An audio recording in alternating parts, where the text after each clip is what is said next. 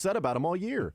The beloved Garrett Hampson. I just think it's very impressive that it's not just Velasquez. Bobby or Nelson Velasquez. I mean that's crazy. Nelson Velasquez came through. Yeah. Like, it's not just Vinny or Salvi or Bobby Witt Jr. It's the entire lineup that even we've ripped on, and not us, though. We've said the corner outfielders, they've been sticks all season long. Give them time. That's what we've been saying, preaching patience here. When did we ever say send one of those guys down for Drew Waters? We never said that. I don't think. We just said give him time. There's probably not one episode or one podcast out there that we are... Don't pull the tape. Yeah, Don't pull can't the pull tape. the tape. But that's what's so impressive to me is, again, it's not just the superstars. It's the guys that we've actually had major concerns about wanting to send down. And in the biggest spots, in the biggest moments, they come through. Well, I think last night, kind of the cool part about it, when Nick Lofton got on, I mean, I'm looking at Nelson Velasquez on the bench, and I would have thought, even though it's righty-righty, I mean, Ballman had just been called up from Seattle. It's not like there was a severe split there. But Matt Quatrero decided to stick with MJ Melendez because he does love the righty-lefty matchups. He takes the advantages there. But, I don't know. There was something about it. I'm like, one, he's going to try to ambush us, and I can't believe Seattle had a mound visit, and that was what they thought was the best possible idea. The one right down the middle. He'll never hit it. We can see with MJ Melendez, too, pitches that are down in the zone, he can hit. High, that's what they've been doing for the last 2 months. You just hit it, throw it right, borderline right in the zone high, and he's not going to be able to touch it. And they threw a slider 94 down in the zone, and he crushed it. But I love staying with him in that spot. And I think that's kind of been the theme of this team is that none of the players and none of the teammates have lost confidence in each other. It's not like they're sitting in the clubhouse going, damn, MJ can't buy a hit. Can we please get somebody else up here who can? Or when somebody struggles on the mound. I mean, even Daniel Lynch, who was horrible on Friday night, I don't think anybody was sitting out there going, geez, just get him out of here. Don't even give him the second inning here. I think there's a level of confidence that they never get too low or feel like they're out of the game, and we saw that in every single form in these 3 games against Seattle. They never feel like they are out of it, and that's a dangerous thing when you're rolling. Teams are, and I saw a number of different people nationally over the weekend that are like, come playoff time, the Royals are going to be a bear. They are going to be a problem for some teams. It doesn't mean they're going to win the World Series. It means that they may cost another team the World Series, that the Royals not giving up or fighting back or forcing an extra game in a series, and all of a sudden what was should have been done in 4, now it's in 5. What series could have been done in 5, all of a sudden now you got to win in 7.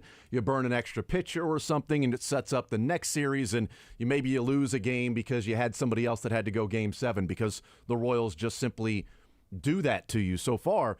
And Vinny Pasquantino said, whether it was yesterday or Saturday, that it's the bottom part of the lineup that's getting it done, and they've got to come through. And if you're going to win in the postseason, those guys have to be major parts of it. It can't just simply be find a way to get. Oh, thank God they're down by 2 runs and Garcia's up. Okay, thank goodness it's Garcia because now they got a chance. But if it was the number 6 hitter, 6, 7, 8, 9, you're toast.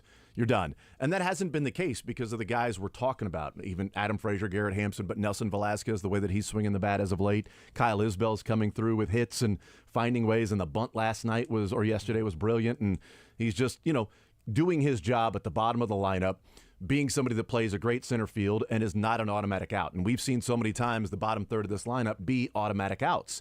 And Velasquez hitting Renfroe, who has been great since May 12th, 19 games, which is your typical sample size that you look at, is over 19 game stretches. So that's what we look at with, just Renfroe's last 19 games specifically. He's been really good. MJ Melendez has been, I looked up MJ Melendez's stats. MJ Melendez is OPSing at 977 since Friday. I mean, huge sample size. Those numbers don't lie. 2 bombs. Those numbers do not lie. He's getting on base at 250. It's rough. But he's slugging 727 since Friday morning. And that's one of the highest in baseball. We've always said that's the one that matters. Since Friday morning. 3 games, yes. On June 10th. 11 at-bats. That's what matters, yeah. Typically 11 at-bats, that's what you look at, right?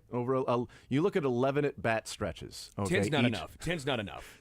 12 is too many. 11's when you really start. 12 is like you might as well use the whole season at that point if you're going to use 12 at-bats. Even more specifically, if we go back to Thursday, and I actually probably will gauge this, that's when he changed his stance.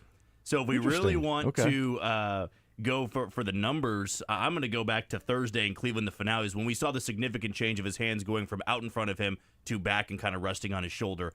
He's only got 2 hits. Both of those were home runs. They were big home runs in the game, but we'll see, because last year, when he made the adjustment, that was the second half that he had. So even though it's 4 games, that's what I'm going to go back to. He was 0 for 3 with a walk in Cleveland. I think really we start from Friday. Start from Friday. I do want to ask you guys. That'll hurt the OPS numbers. So Vinny has changed a little bit, right? Vinny changed his swing a little bit around the same time frame, actually. But MJ doing it at the major league level, a pretty drastic shift in his approach at the plate. Were you guys surprised they didn't sit him down to make that adjustment, that they said, you know what, you're going to sink or swim, do it right here in the majors? In the middle of the season, they let MJ toy with his swing. Well, I wonder how much that happens just in general of players, in the middle of the season, like going through a little bit of a slump, and, maybe you watch video a little bit closer and like, man, my hands are just, if I compare it to that and that, minuscule, like inches are the difference in a hitter being able to see the difference of what 2 months ago and what now, what they're doing at this particular time. Or, if I just start my hands here, let's see what happens. I think it might be different than like retooling a swing or like a completely different, all right, I'm going to go open stance here, right? I'm going to go Will Benson in closed stance and almost look like my right shoulder and my right, back of my shoulder is facing the pitcher. Like I'm going to be a completely closed stance. This is going to be weird, and I'm going to get used to it. Yeah, straight up. Right. And Mickey Tettleton, I'm just going to hold the bat down here so I can immediately get on plane. Like that's all I'm going to do. I think hand placement a little bit, can be something you can tinker with at the big league level. I think so too. And you look at the cold zones that he's had. It's been up in the zone. And Ryan Lefevre said it, I think, in the series against Minnesota a couple weeks ago, that he was like, his hands have to go such a long way to get to that pitch. They start down here. He's got to go back, up, and over, which is he's never going to be able to catch up to somebody throwing 95 and up. So probably getting up there, now he can hopefully be able to level that out a little bit, where, when he was struggling, all he could hit was down in the zone. And at the big league level, the scouting report will say, don't throw him something down in the zone, because if he can't lay off the high pitches, you're going to be able to get him out every single time. And for MJ, I don't believe it is a confidence thing. So it probably came down to Keone Duran and Alex Zumwalt saying, all right, we're hitting 160. We're going to make this adjustment if you are willing to go through the lumps, because we know that's going to happen. He's only 2 for 13, 14. Although the OPS looks great since Friday, it's probably something where he's saying, okay, I can live with a little bit of the struggle if the long-term result here is that I'm really going to hit my stride in the second half. Yeah, and to your point, obviously the one last night was a sweeper, however they want to describe it, was a breaking ball, right? The one he hit when they came back 10-9, that was a fastball. That was 95. Now it was down the middle of the plate. It was dead center, but still something to keep in mind. That was, again, something he struggled with, just catching up to 95. I think that is at least something to monitor. Let's hear from Matt Quatrero yesterday after the game, weighing in on, Nick Lofton's at bat in the ninth with a couple of outs, and, MJ Melendez, and then this team in general, what we've seen, especially over the last, 10 days or so, how they've continued to stay in games, battle, make other teams work, and just be pests and pesky and gnats and bothersome and just annoying teams. Here's Matt Quatrero after the game yesterday. Yeah, well, Lofton, from the replay they showed, might have been a sinker, but a fastball down in the zone, stayed on it, drove it to right center. Really good approach. I know he was frustrated earlier in the game, putting a couple of those balls on the ground that he thought he should have done more with, and MJ was ready to hit. I mean, that looked like a fastball pretty much middle, and he was ready to go, and give him a lot of credit, because I know he was frustrated earlier in the game. What have you seen from him over this stretch? I mean, you talked about his offensive struggles, for him just to keep working, and finally here, we're seeing some results. Well, any competitor wants to be in the lineup, right? I mean, it's easy to try to find a way not to play. MJ goes out there and battles every day. We see him run hard. We see his defense. We see how he's throwing. We see how we in the staff see how he's working behind the scenes. So that's what you got to give him credit for, to keep putting in the work when, the numbers aren't what you want them to be, but you see what he's contributing to winning baseball.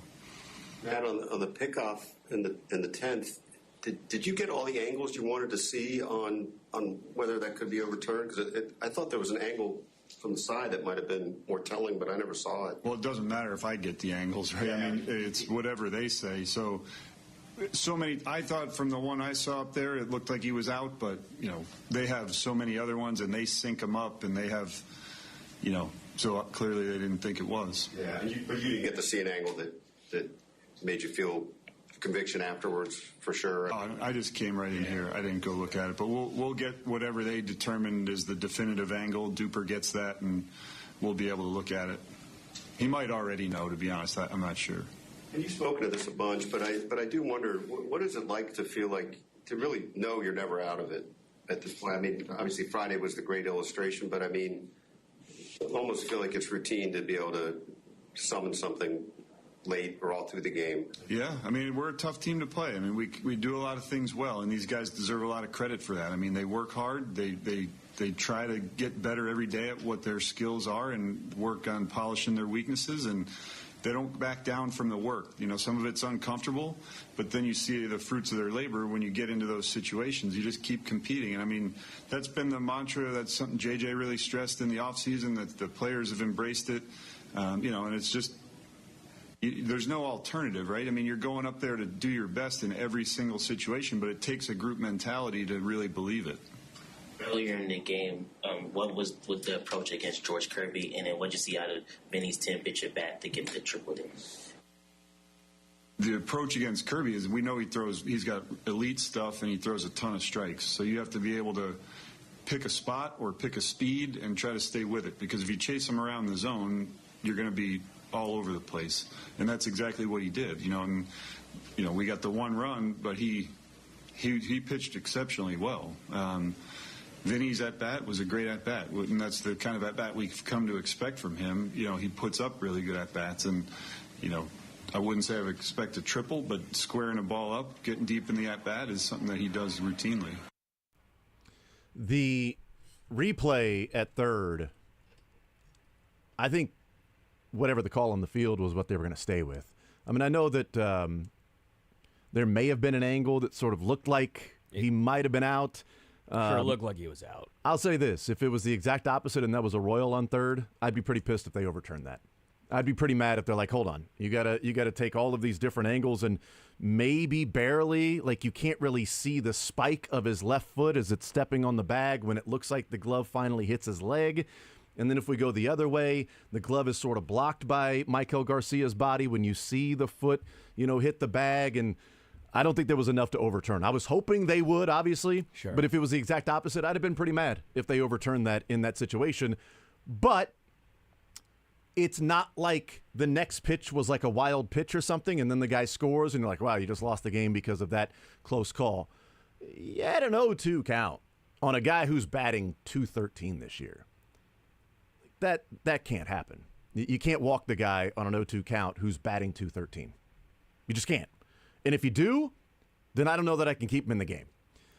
And you kept him in the game for Julio Rodriguez, who then, you know, gives him the lead. And you kept him in the game for Garver, who you walk. And then you kept him in the game one more. And then you finally pull him. Like, I think Matt Quattro's done a fantastic job this year. I think he's done a really, really good job this year. And had he pulled Nelson or MJ Melendez in the bottom of the ninth for Nelson Velasquez, and it's a pop-up or a strikeout, we wouldn't be having this conversation of what took place in the 10th. He stayed with MJ. It worked out. Sure. And, MJ hits a home run. I thought he stayed with MacArthur a little bit too long and then went to Will Smith, and as it turns out, it was one batter too many. If Will Smith would have come through with Cal Raleigh, who knows if he would have or not. He struck out Luke Raley. Maybe he gives up a home run to Cal Raleigh. We just don't know. But certainly seemed like MacArthur didn't have it once he ended up 4-pitch walking Bowman. Right? Isn't that who he was up 0-2 on? Was it Moore? Moore. Dylan Moore. Yeah, Dylan Moore. It was Dylan Moore that he was up 0-2 on. And then the next 4 pitches, he ends up walking him. I was a little worried at that point. And he was just outside and outside and outside, was just missing his spots over and over again. Quattro stayed with him, and it didn't work out. And then Renfroe hits a home run, and, they end up losing by 1.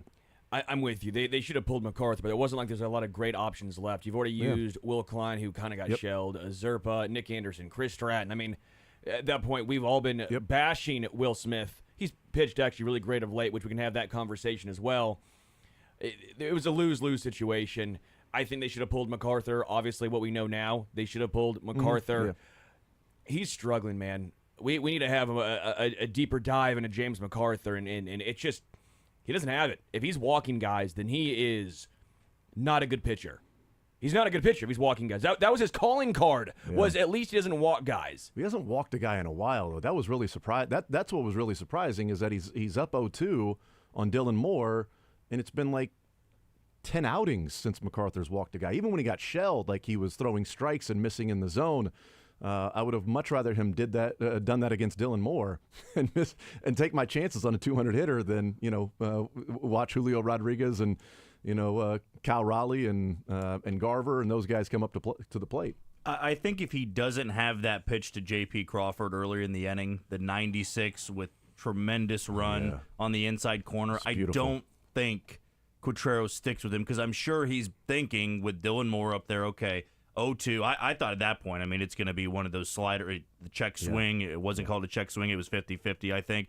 But to me, I'm going, there's almost no chance that Dylan Moore, I feel like anytime, no matter who you're facing, when you bunt somebody over and that guy can't get him home, it's like that next guy is just left out to dry. And I think walking him and then getting to Julio Rodriguez, I mean, hindsight's 20/20. I probably would have walked him considering the numbers against the Royals, considering his numbers with runners in scoring position, and take my chances against Mitch Garver, who's hitting 180. But he also walked Garver on 4 pitches, and we saw that in the Milwaukee game, that when he started nibbling, it wasn't even nibbling. He was missing by 4 or 5 feet. And, yeah, maybe after he gave up the hit to Julio Rodriguez, you're getting near 20 pitches, you go, okay, we got to go to somebody else. But as I said with the righty-lefty matchups, Coutreros also likes that out of the bullpen. He's not going to go to Will Smith against Mitch Garver. He'd much rather roll the dice in that spot with him. And then with Cal Raleigh, you look at the lefty-righty situation. But I'm sure it was a group decision in the dugout between Brian Sweeney and Zach Bove and Mitch Stetter out there in the bullpen, and Coutreros going, okay, do we want to stick with him one more time, or do we want to go to somebody else? And the reality is, even though his numbers aren't great and haven't been great of late, MacArthur's the closer. I don't think they wanted anybody else out there in that spot than him. And in baseball, sometimes it just doesn't work out. Is he, though? Well, he is for this team. No. But is he the closer if the Royals have a 4-2 lead tonight? They're going to James MacArthur? No, I think on this team, that's whether it's the right move, wrong move, they clearly need bullpen help. They don't have anyone to go to. They need bullpen help. It's the guy they've been sitting out there in that situation, and I think they'll continue to go with him. I think they have enough confidence in him. And while it's 0-2 to Dylan Moore, and I say, man, I would have liked to see him throw something in the zone and take your chances with a 200 hitter. It was 0-2 to Cal Raleigh, and he threw something in the zone and took your chances with a 170 hitter. And the guy came through. And then you go, well, it's 0-2, waste a pitch. It's like he was not throwing strikes, man. I mean, it was 0-2, and he was still trying to pound the strike zone. If he walks Cal Raleigh, you're like, dude, you walked a 200 hitter and a 170 hitter. What are you doing? Cal Raleigh's batting 170, and he got one to fall. MJ Melendez is batting 150, and he hit a 2-run shot. You know, so those things happen in baseball, and it was unfortunate. He had used a number of relievers before, as you mentioned, and the righty-lefty didn't want to go Will Smith against Julio Rodriguez or anything like that, and stayed with MacArthur, and it didn't work out. He did stay with MJ Melendez instead of Nelson Velazquez, and it did work out. I think Matt Coutreros has been way more of a net gain for this team, and one of the big reasons why they've been playing as well as they have, whether that's handling the bullpen, pinch running, pinch hitting, day-to-day general approach to the game. I think Matt Coutreros has been incredibly good for this team. And yesterday sucks, but Friday was amazing. You win some, you lose some, you give some back. If they end up winning yesterday and losing Friday, and say you took 2 of 3, you took the rubber match, I don't know that anybody would have batted an eye because they were down 8-1. We'd be talking about the struggles of Daniel Lynch, and it's tough to come back from 8-1. Hey, what a great game they had yesterday. Came back, won that game, and they took 2 of 3 from the Padres or from the Mariners. I mean, if you think Q's done a bad job this year, then I have no idea what to tell you. Then you must think that everyone has to be perfect, because there's a reason why he's the leader in the clubhouse for manager of the year. There's a reason why he's 39. Yeah, I think it was plus 155. 155, yeah. And there's a reason why the Royals are 39-27 with one of the worst bullpens in baseball. I mean, he doesn't have a guy he can go to. I'm having concern, like, is MacArthur even a closer? I mean, he's got a 5.27 ERA. Will Smith was your original closer. Like, at some point, the players have to play. Yeah. You can only do so much. Two quick things on MacArthur I find interesting. He's got really good swing and miss stuff for the most part, 77th percentile. But when it comes to actually striking guys out, he's all the way down in the 33rd percentile. Not great for a closer. I don't know if that's a mentality. He gets a lot of swing and miss early in counts, and yet when it's time to put guys away, as we saw, he can't do it. Don't know what that's about. That's very intriguing to me. And number two, I don't know if this was just a misreading, but last night he threw four-seam fastball for the first time. He's been throwing all sinkers, right?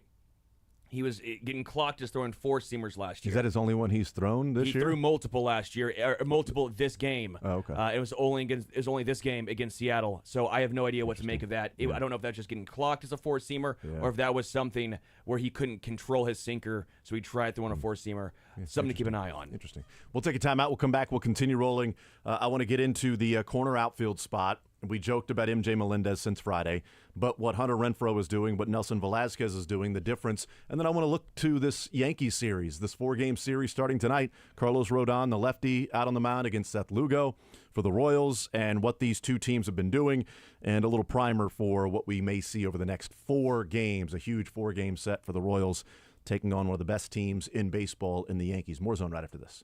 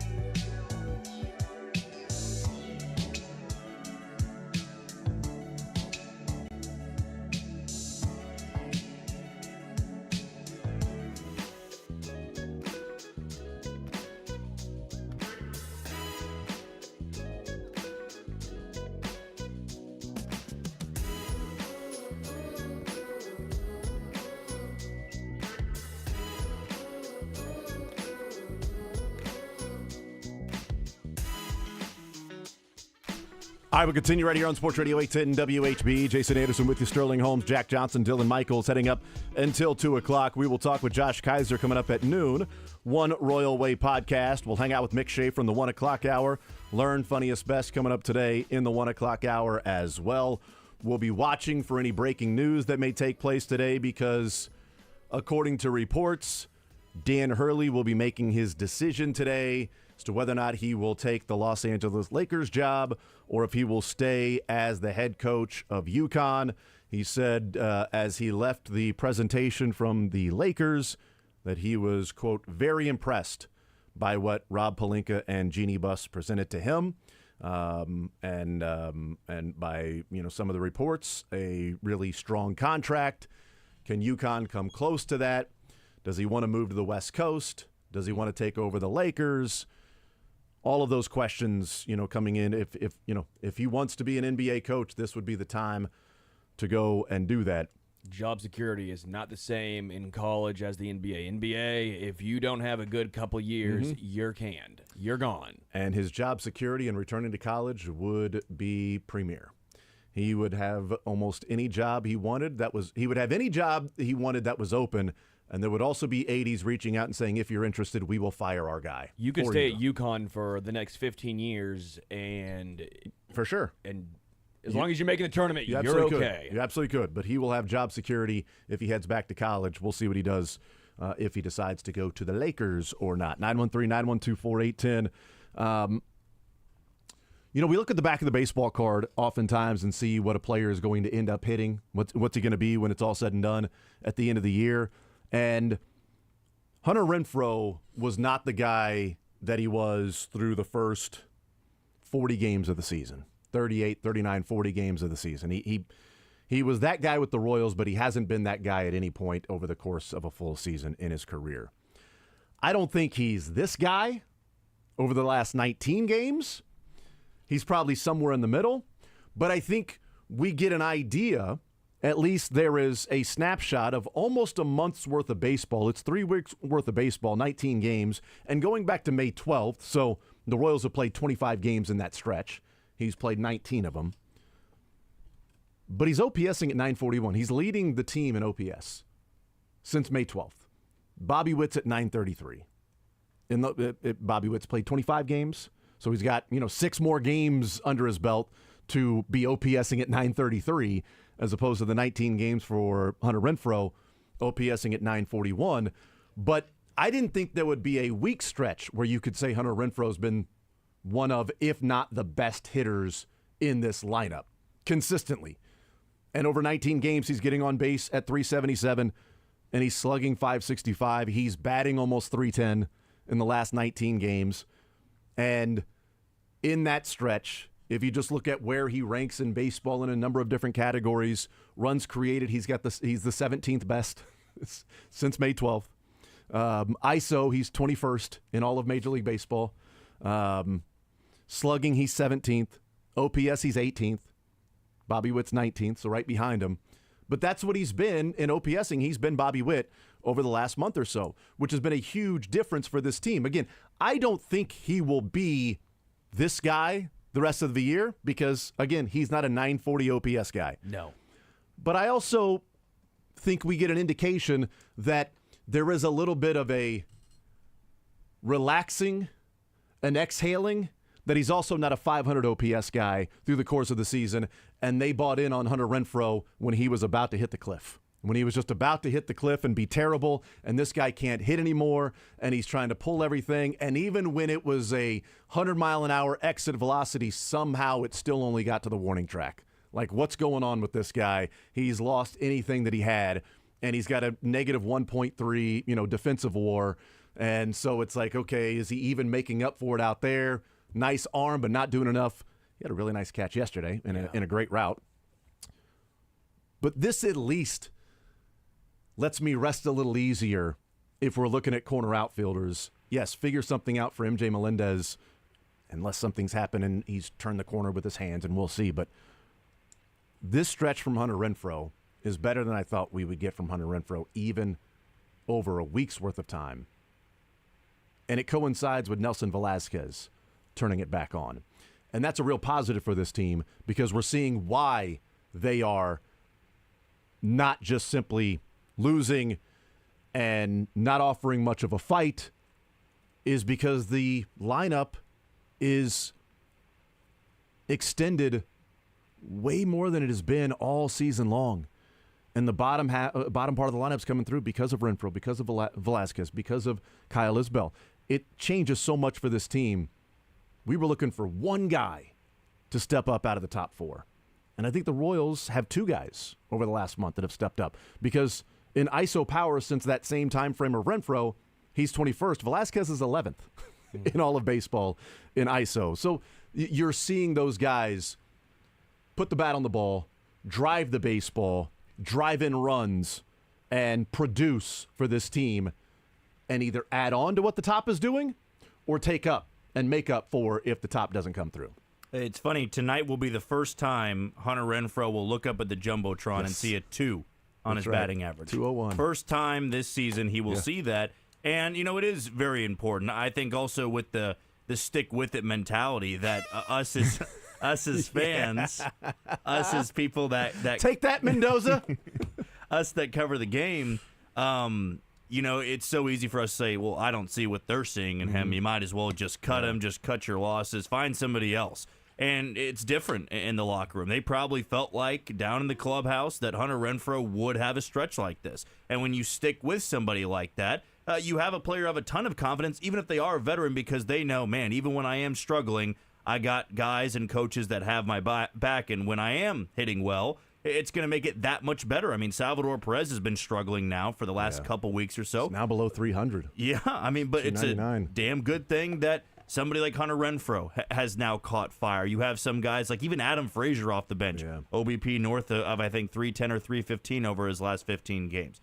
Melendez has a big hit. Garrett Hampson off the bench, as much as we've criticized him before, he's hitting over 300. His WRC plus is north of a league average as well. So they have some of these guys stepping up and being big-time players. And as we said last week, even if it is for a month, it can be the difference between a playoff team and a non-playoff team that when your star has a bad week. Well, what is the worst player on your team doing? What is the second worst player on your team? And, I believe it was Ned Yo said one time that usually over the course of a season, you're not going to have all 9 guys hitting well. It's usually about 4 to 5.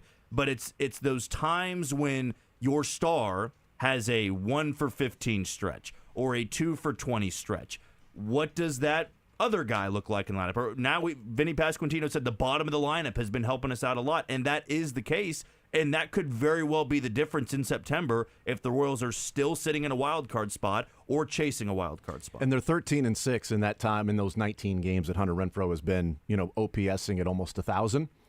It's almost 700 ball that they've been playing. Yeah. And that's, by the way, that's a stretch of when they were losing a number of games, when they were struggling, and it was in this little skid that they were on, right?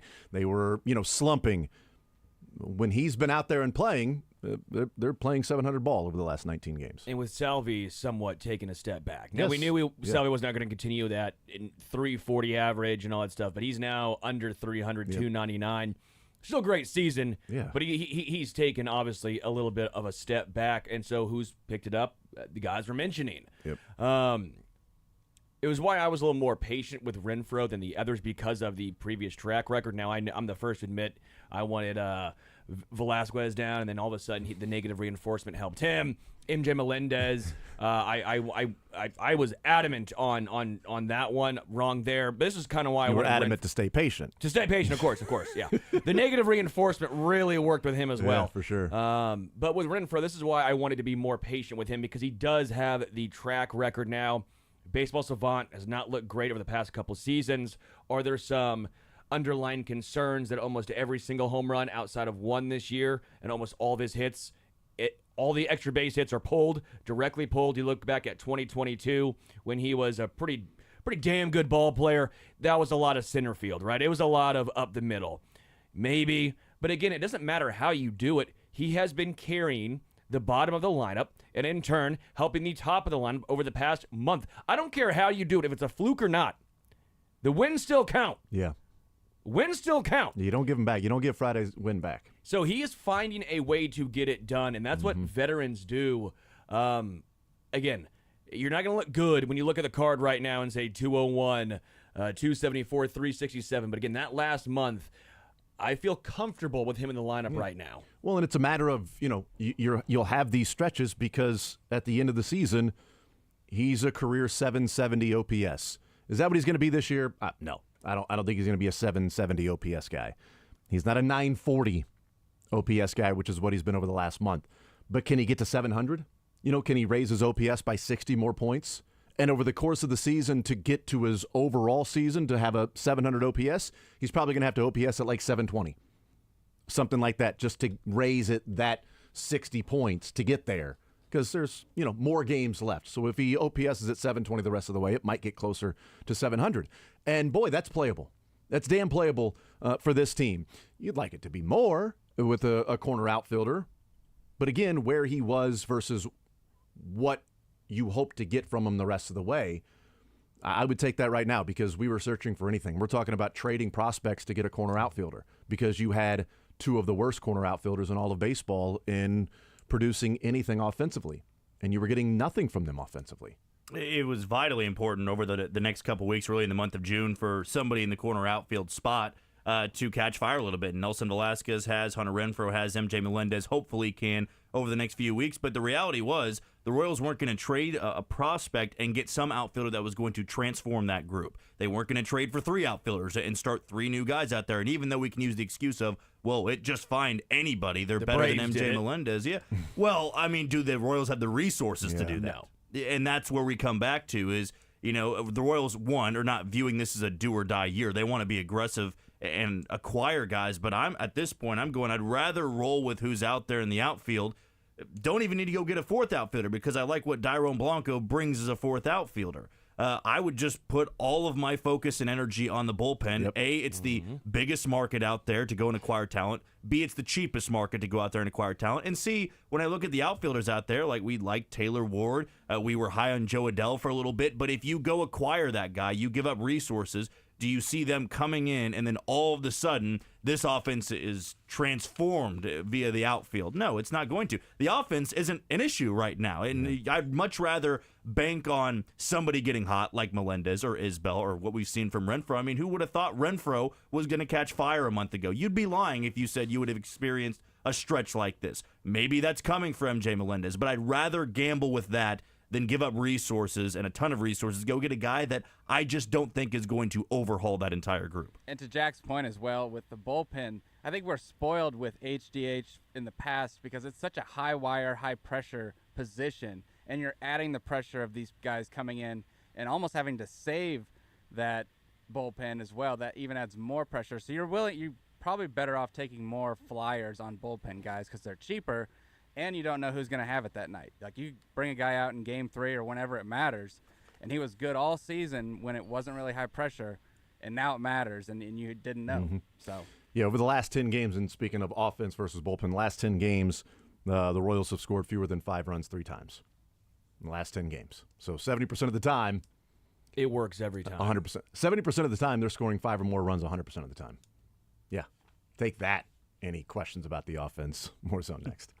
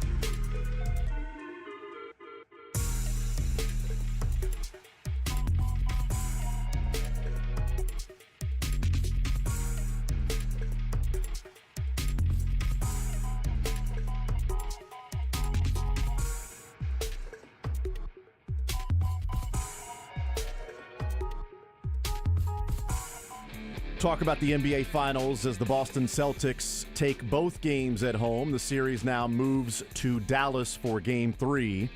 So we'll talk a little bit about what we've seen in these first couple of games. Is the MVP? Is it Jaylen Brown? Is it Drew Holiday? Is it Kyrie? No? It's going to be Kyrie. It's going to be Kyrie. I said through the first 2 games. Oh, the first 2? Yeah.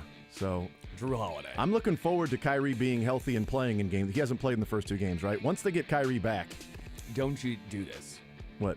Luka, by the way, is fighting through pain. Yeah, he is. He just needs help by other people. He needs somebody to help him and along the way. Kyrie need help. If only he was LeBron. Yeah. If he just, Bron couldn't do it. Where's Bron at right now? I mean, Luka had a triple-double. I'm 1, told 2, it doesn't 3, matter Cancun. because he didn't win.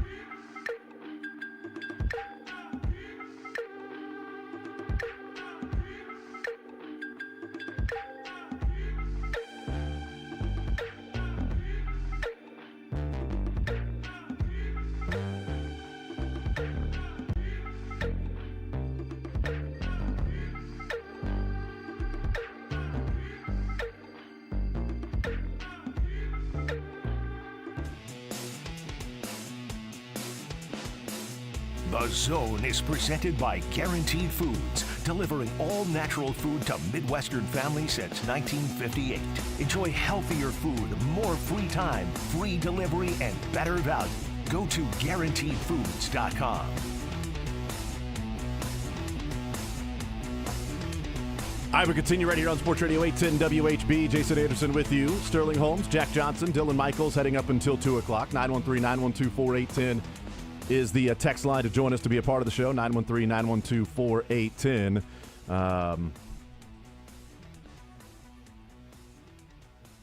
Text says, have you seen Blanco play outfield? His defense is blanco.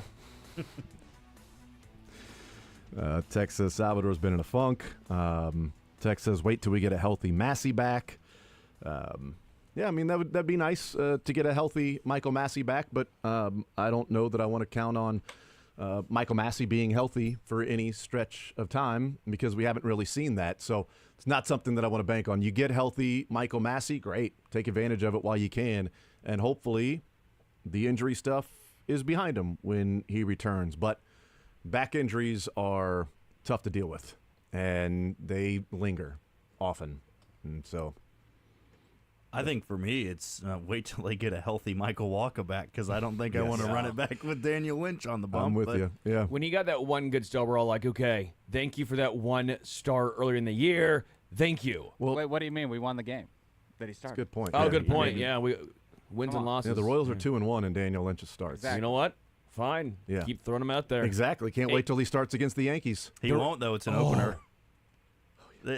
He will be the bulk pitcher, but it's an opener. That's Let's right. get him out of the first inning. Seems to be the kryptonite, so let's get somebody else out there. Yeah, I mean, have him face. So you got an opener that comes in to face 1, 2, 3, probably 4, and hopefully that's it. Yep. And then you get MJ Melendez that'll face 5, 6, 7, 8, 9, 1 through 9, and then 1 through 3. You would only be facing the top part of the lineup twice if you're Daniel Lynch by not having to face them in the first inning. Well, you want him going against Soto. That's that lefty-lefty matchup. Well, You he's. want that. I don't If he think plays. I don't think you can play Soto. You can't risk it. They should be just fine against the Royals without Juan Soto in this series. You would think. I don't think they need him. It should be a cakewalk for If them. I'm Aaron Boone, I don't play Juan Soto. I save him for the series coming up on Friday in that huge, pivotal series that they have starting on Friday that everybody is anticipating with their series against Boston. See, there you go. That actually is a. Yeah, good I one, had yeah. I had to search Makes to a lot find who more they were. sense. They're It's a heading to rivalry Boston. game. It's a rivalry game. Is That's anyone what I've else extremely? You know what? I want Juan Soto to play, and then the Royals just wax the Yankees with Soto. I actually because New York Yankees fans don't and care. those Cowboys fans, and they drive me insane. Don't care. I would rather Soto and Judge, not play. And Giancarlo, I'd rather No. they don't have to face Louis Gill You because want he to pitched beat last the night. best. Beat the best. I don't care about beating the best in the regular season. I'm okay. I don't even care about beating the best in the postseason. I care about just simply winning. And with the Chiefs, a little different because the Chiefs are the best. So I don't want to leave any excuses for other teams to downplay a Super Bowl for the Chiefs. With the Royals, they're not the best. So let's get some wins. Let's see if they can find a way to get a win. And I would rest Aaron Judge for the Red Sox series, and I would not mess with the forearm of Juan Soto. And I'd make sure you got him for Boston on Friday night. Well, you think about this stretch they're in, I think they need a little bit of a gifted break here. I mean, they have the Dodgers this weekend. They just faced the first-place Mariners. They just faced the first-place Guardians. Before that, they had seen the Padres, who are now sub-500, but at the time they were over 500. And then Minnesota before that, who has slumped since playing the Royals. But this is the final week of that brutal stretch, and I would be lying if I'd say I'd want the Yankees or the Dodgers, for that matter, at full strength. I think I would take a little bit of a break considering that there may not be as favorable of pitching matchups going into some of these games. I was really surprised when I was looking at it. I'm like, all right, we know the Yankees play in a sandbox, and so we'll see, what they do when they're on the road here in Kauffman, which is typically more of a pitcher's park. I was surprised to see that the Yankees' team OPS is almost identical home and road split. I couldn't believe it. At home, their team OPSing 773. On the road, their team OPS is 770. Like, it's damn near identical. It's the second best road OPS. The Royals on the road have the 24th best OPS. At home, they've got the second best. We always say Kauffman is a hitter-friendly park. The Royals have been unbelievable at home in scoring runs. And you have the second best team OPS on the road in the Yankees on the road, and the second best team OPS at home against the Royals, who are at home.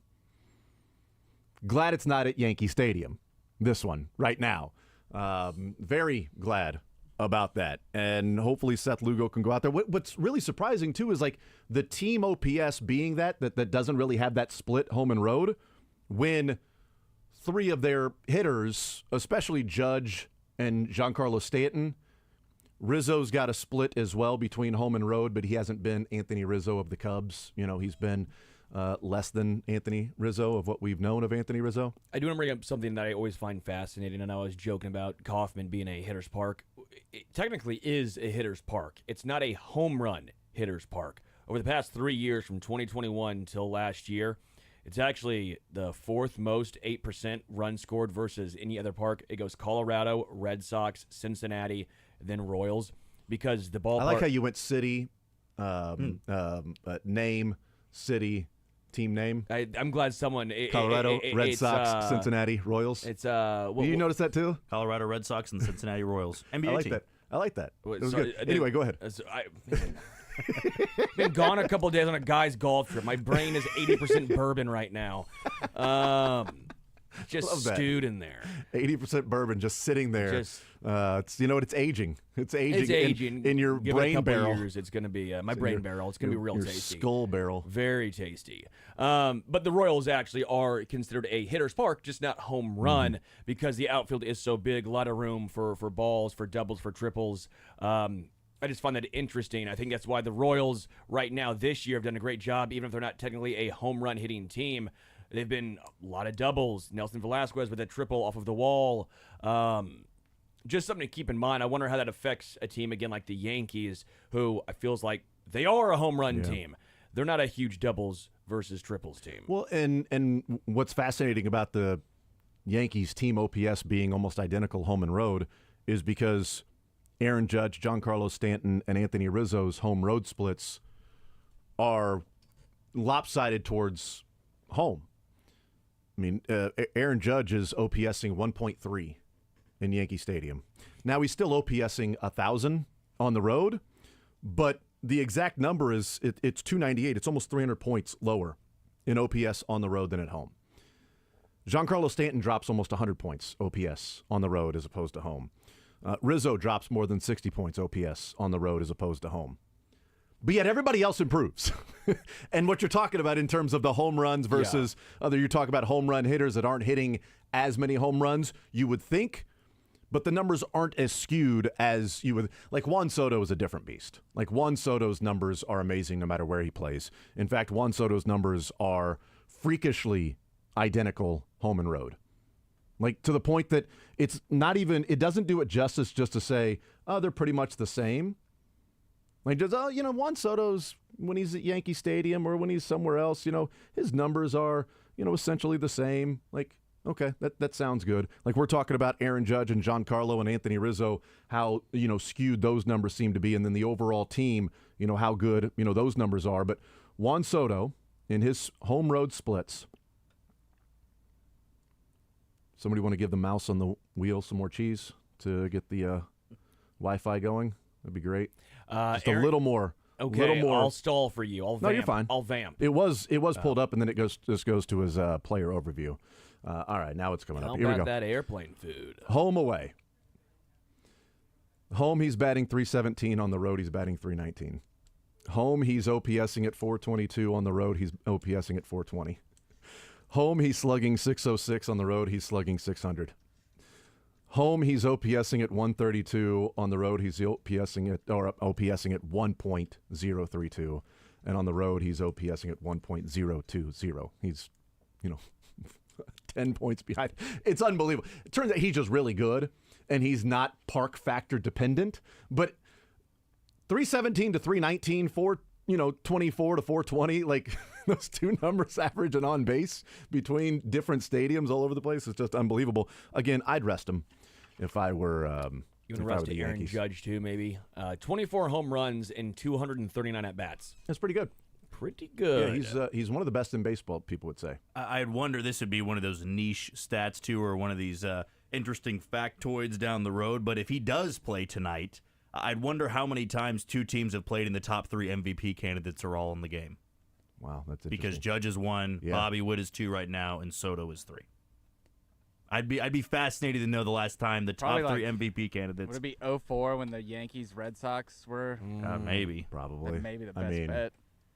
Astros, Yankees, maybe too. You would have thought Yankees, Dodgers over the weekend, but I think Ohtani's like 6th right now or 7th because he's, of course, just Mookie hitting. was at one point. Mookie Betts would have been. Was there anyone on the Astros with Altuve when him and Judge were going back at it? Him, Jordan Alvarez, Maybe. Alex Bregman was really good for a little bit. Depending on the year, George Springer. Yeah. Back if you go back a little bit, but that's a great call, Jack. That's especially it's too bad Salvi fell off a little bit because that could have been top 4. Well, let me change it just a little bit. When's the last time the top 3 MVP in the American League odds are playing in a game, and one of them plays for the Royals? Yep. I mean, maybe back to George Brett. I mean, it would have had to. It would have had to be back to George Brett. I mean, I don't know in 04 if Beltran was. I wasn't looking at DraftKings in 04 and watching as closely as I am now. And I don't remember what the DraftKings odds were for Carlos Beltran in the first couple of months of Wasn't DraftKings back then? What? Oh. I wasn't looking at bet.usa. Some dude named Mike. You're like, hey, Mike, what are the odds on this? .eu. It's like Beltran's getting really good odds in the European market. This is great.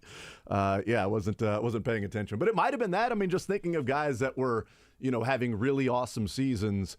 But yeah, that's I'd rather just see the top 2 in Judge and who's number 4, Gunnar.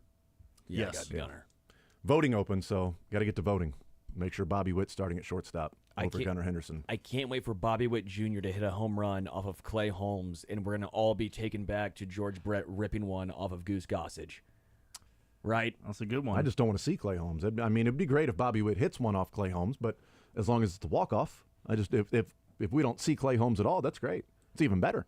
You know? Think about or it. I guess if you don't see Clay Holmes and you're not batting in the bottom of the 9th, that'd be great because you may not need to see Clay Holmes and you're still batting in the bottom of the 9th. James MacArthur 4 for 4.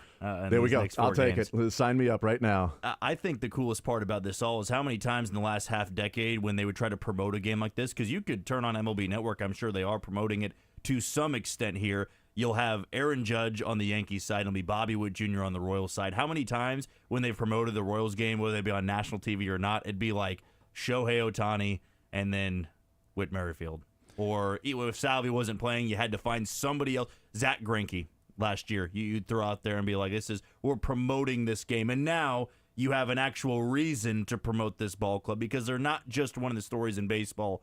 They have one of the superstars in baseball going up against a huge brand in the Yankees. Jeff Francoeur didn't move the needle for you? Not for me. Not for me. Maybe for some people. Love Frenchie. Yeah. So over the weekend, just for those that may be texting it, I don't know, I'm just looking at it right now. Mookie Betts is the leader in the National League, and Shohei's 3rd. So you had 2 of the top 3 on the Dodgers, and then 2 of the top 3 on the Yankees. There you go. But Soto didn't play in that series, technically. Doesn't count. So we need Soto to play. Of the top 6 in each, top 3 in each league, you had 3 playing in that game of the 6. Soto would have made 4 of the 6, and then Bryce Harper and Bobby Witt would have been the ones that said, but Bryce Harper's second betting odds tied with Shohei. So you can make Shohei's second. So I'll just go Shohei plus 400 with Bryce Harper. He's second, right? So you had the top 2. So you had Betts, Shohei, and then Aaron Judge leading the American League. So it would be those 3 right there. By the way, do we believe that Aaron Judge is 282 pounds? He's listed at 282. Yeah, in your bra. Yeah. He's much heavier, I would guess. No. He's a big man. I know he's 6'7". He's playing center field. Has there ever been a 200? He's muscular. I get that. He's a very muscular man. Have you ever? I've never seen somebody that size play center field anyway. That's my point. I've never seen anyone play center field at that size, but 282 seems pretty.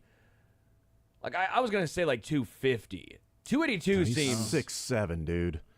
As thick as he is, man. Look at NBA players who are 6'7". They're like 225. Yeah, and they're rail thin. I'm not talking about It's Victor. Chet Yeah, Holmgren. this is, I believe, probably the biggest baseball player that we've seen in the Yeah. last Yeah, like, I mean. Maybe ever. six. I mean, we've seen some big dudes. Right, but like Richie Sexton, we saw very tall, but he was thin. You know, Randy Johnson, tall and thin. Like Aaron Judge is 6'7". Prince Fielder was thick. But 5'11", 6 foot. Yes, but we're talking about He was as, wide. Yeah, Yeah. Frank Thomas. Dimitri Young was sturdy. Frank Thomas, a good one.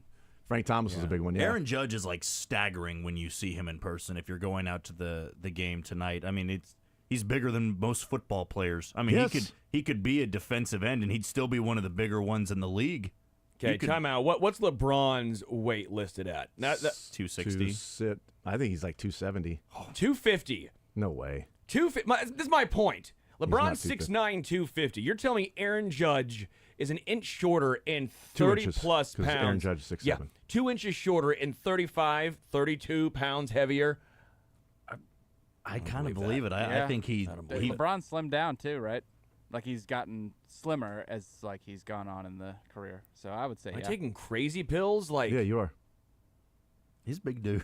I'm not saying he's not a big dude. I could That's absolutely. I could not see my 290. argument. He's not a big dude. And there's no real benefit to lie for baseball. Like there's a difference when you to make lie it on, look like, cooler. I on think they're doing it to make it look cool. That's my point. I think they're trying to make it seem like George Karlaftis is 262.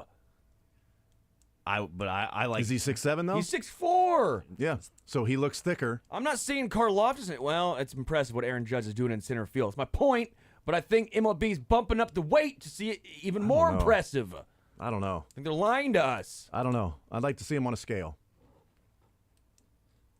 even Are if you- he's are you- not 280, you he's go within the 5 or opposite 10 way pounds. in the pros so that they think you're smaller. Then you get off the bus Yeah. and you oh my Like, god, oh my that God, guy this is guy's Yeah, only see, 6'7". I think that they're trying to. He's pretty muscular though. It's the New York media. It's the New Typically- York media, baby. It's the East Coast bias on weight. It's typical. Typically, muscle weighs more than fat. You know that? That's what I've heard a lot in my life. Yep. I studied that kinesiology. Learned that in college. No, it's obvious. Aaron Judge, I challenge you. You step on a scale. I want to see him and you step get- on the scale. He's you in can town. He's send it listening right back. now. Yeah, Judge, you're not 282 guy. If you are, I'm even more 290. impressed. I'm even more 295. impressed. Yeah. He's 295. Playing center field, my goodness. Yeah, but that just shows what a freak athlete he is playing center field. But they're lying about his weight, so it's not really that impressive. So it isn't impressive to play center field if, If he's 6'7", 240. if he's 260, it's slightly less. I'm just going to go ahead and say it. Well, 260 is slightly less than 282. It's 20 pounds less. That's 22. Percentage-wise, it's like 10%. We'll take a time out. We'll come back. Let's talk about the conversation that has been permeating throughout sports, and that is Team USA. The women's national team is without Caitlin Clark heading to the Olympics, unless, of course, there's an alternate that's needed or somebody can't play. We'll see if she's the first one in the alternate list. But we'll take a time out. We'll come back and talk a little bit about that. More Zone next.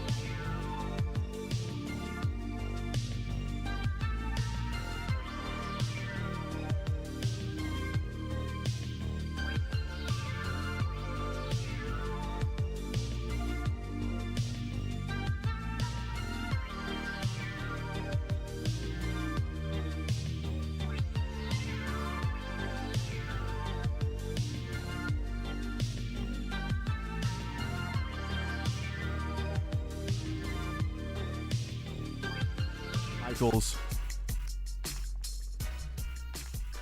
All right, Caitlin Clark left off the U.S. women's national team for the Olympics coming up this summer. And I'm in agreement with a lot of the conversation that has taken place here with Caitlin Clark. It's difficult for somebody to talk meritocracy and then what was an obvious retort to the meritocracy, and it's all about those that are deserving, is comparing Caitlin Clark to Diana Taurasi. And it makes it that much more compelling because Diana Taurasi was one of the original sort of detractors. And even if we don't want to say detractors, if we say, well, she was just speaking the truth that when you get to the WNBA, it's going to be different than what it was in college, and it's going to be more physical, and there's going to be this acclimation period. But you can't argue that Caitlin Clark is not deserving of being on the team, and it's the most deserving, and it's all about meritocracy, and then be okay with Diana Taurasi on the team. That's a lifetime achievement. That's you've been here for a long time. You've played in the Olympics before. Diana Taurasi, we're going to keep on the Olympic team. This would be like ESPN not showing Caitlin Clark games because, well, she's just one of the players in the WNBA. Why would we put Caitlin Clark on TV as opposed to others on? She's just one of players in the She's not even the best player in the WNBA. We're not putting all of Ionescu's games on TV. Why would we put Caitlin Clark's games on TV? Because of what it attracts. Because of the national phenomenon, what could be a worldwide phenomenon during the Olympics that is a complete and total, pun intended, airball by the Olympic Committee by leaving her off, arguing that, well, they're just going with the 12 best players. Well, you know what? We didn't want to have to face the backlash of Caitlin Clark supporters if she doesn't play a lot of minutes. But at the same time, well, it doesn't really matter anyway because the United States are going to blow every team out and they're not going to lose. So who cares who's on the team? So if they're blowing every team out, then wouldn't Caitlin Clark get more minutes rather than just if you're arguing they're all going to be close games and Caitlin Clark's not going to play? Well, then you can't argue it doesn't matter because they're going to win and they've won every year and there's not in the national, international basketball on the women's side is not nearly to the level of what the United States is, and they're simply going to win. What they have missed is an opportunity for people nationally to pay attention. Also, I don't ever watch curling until the Winter Olympics. I don't watch swimming, but I can't wait to watch Katie Ledecky. Yeah. I don't watch gymnastics, but I will be in front of my TV when Simone Biles is up. And I know those names because of the Olympics. And it's different with team sports that are popular in America, that we know the team names or we know the players on these certain teams. But there are people that watch the Olympics that don't watch a lot of sports, and then they would be exposed to the women's national team and say, oh, this is Caitlin Clark. What are we watching? Why is this big, deal about Caitlin Clark? See what happens. Oh, wow, there's some logo threes. And you might have international media that looks, wow, there's some logo threes. You might have young girls across the country that would be watching and seeing what's going on with the phenomenon that is Caitlin Clark. Because that is what has happened in the country the last 2 years with the expansion in coverage and discussion and eyeballs of the women's game. And a lot of the credit and appreciation being brought on the game that wasn't there because people weren't watching. And that's what Caitlin Clark is doing.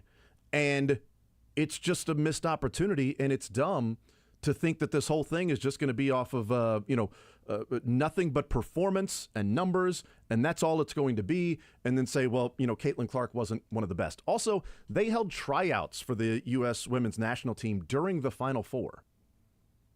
Seems silly. Seems poor pretty planning, dumb. by the way. Yeah. But you don't even need tryouts for that.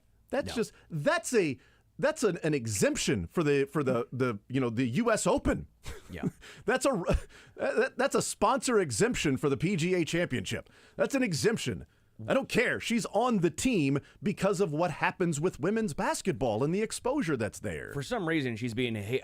I don't get the Caitlin Clark hate. It blows my mind. Yes, it's not. We all knew it wasn't going to be like college. We all knew there is going to be a transition period. This is not news. The greatest college basketball player in men's college basketball is always going to be a transition into the NBA. There always is. We get that. But she's still someone who's moving the game forward. Steph Curry, like, for example, no one really thinks he's the best player of all time, but he evolved the game. He helped move the game forward. Caitlin Clark's the same way. Is she the best player in the WNBA? No. Right now, she's not.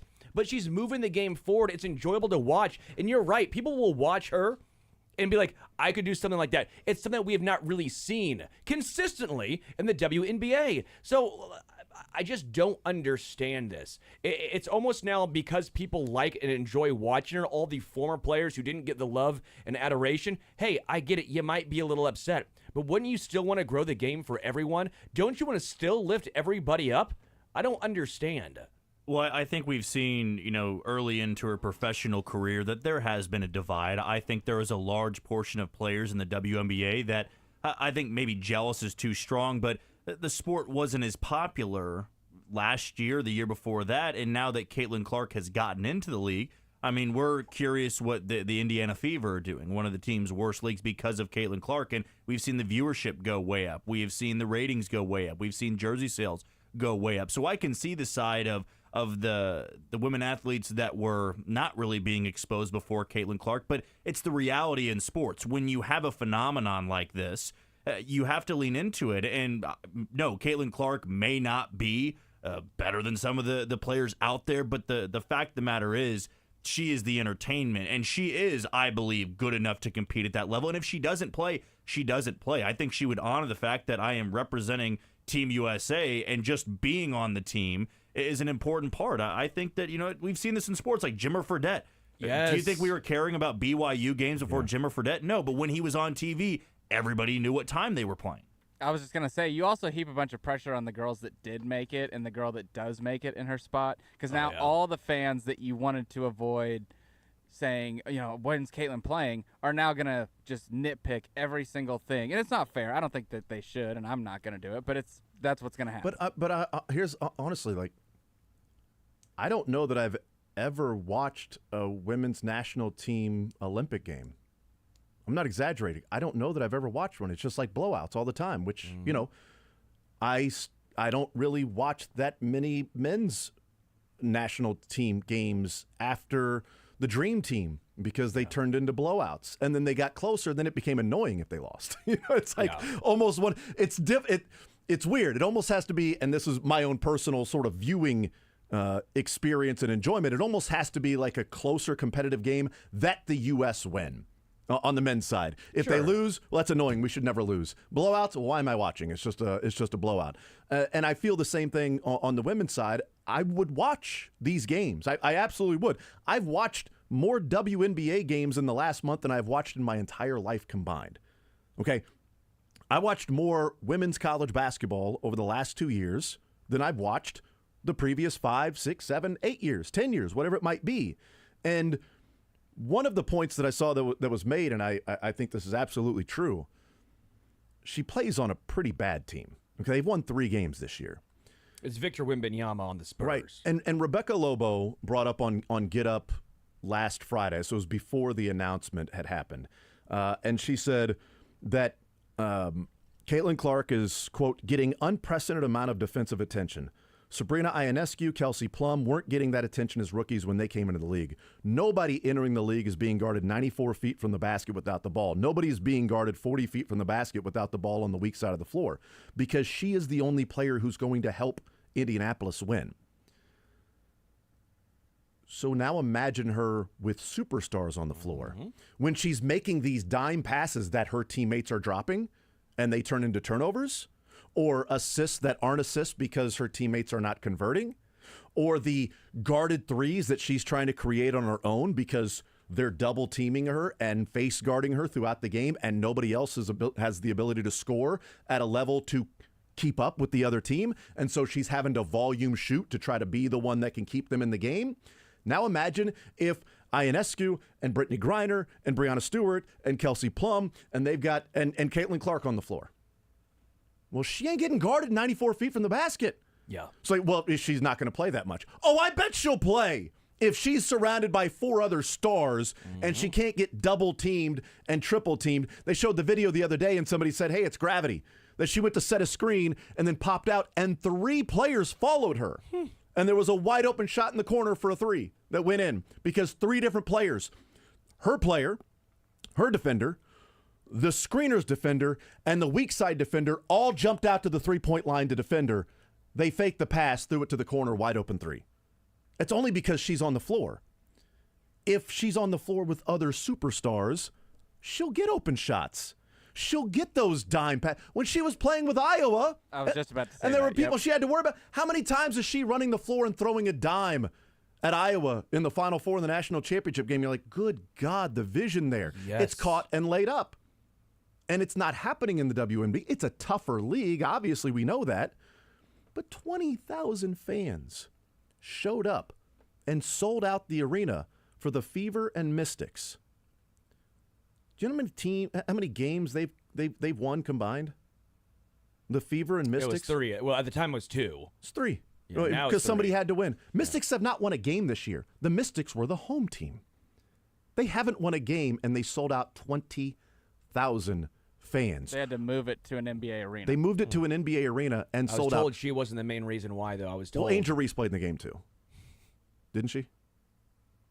Didn't they go wait. for they're watching because of her too? But I think Kim Mulkey was there. Kim Mulkey was Was that definitely what it there. was? That was Okay, why. that Mulkey is was- Kim Mulkey. Kim yeah. Mulkey it was Kim Mulkey coaching Angel Reese. Like, why do we have to pretend that it's not because it's her? Like, We why know do we? it Have, is. it's absurd. We know it is, and it's absurd that she's not on the team, and some of the reasoning is dumb. Of, well, you know what, her fans would be mad if she's not playing a lot. The other dumb one is this one matters more. So I guess all the other Olympic teams, you can rest assured that your team was not as important. Those as 7 this. straight goals, 7 straight goals. Sorry, apparently those don't matter. This one matters. This one matters matters more. Yeah. This one means more. It's the SEC of It's the SEC. It's the SEC the of Olympics. Yeah. I think the thing that I am struggling the most to grasp with this whole ordeal, and just Caitlin Clark coming into the league, why is there such a reluctancy to let it just happen for the game to grow? I mean, I remember, we were just talking baseball in the first hour when Shohei Ohtani came over as this Japanese phenomenon. He can hit the ball 480 feet. He also throws the ball 101 miles an hour. I think it'd be the equivalent to him coming in the league. First at bat, we're going to buzz the tower. We're going to hit him in the head because now everybody's watching, these games because Shohei Ohtani's playing. Why does it matter now? We've been playing great baseball for years. Let's intimidate him. Let's hurt him, basically, so he knows that we mean business. I mean, with Caitlin Clark, I think physicality is fine in the sport, but we also go back to the debate we had 2 weeks ago of like when you're just having cheap shots on her because, she's getting a lot of recognition. I'd be ticked off. It's like, man, she's whether she plays poorly or great, we're going to talk about her. That's just sports, though. When you have somebody that is so unique and different than what you've seen in the sport, you're going to talk about it. Well, people got annoyed at Tiger when he came on the tour with the attention that he got. And then they started cashing checks like they've never cashed before. Yeah. And all of a sudden, you can talk about Tiger all you want because I have now made more this year than I've made in the last 5 years. WNBA is now having chartered flights. They're not flying commercial like they used to. They're chartered flights. In the off season, what do NBA players do in the off season? They go to Cancun.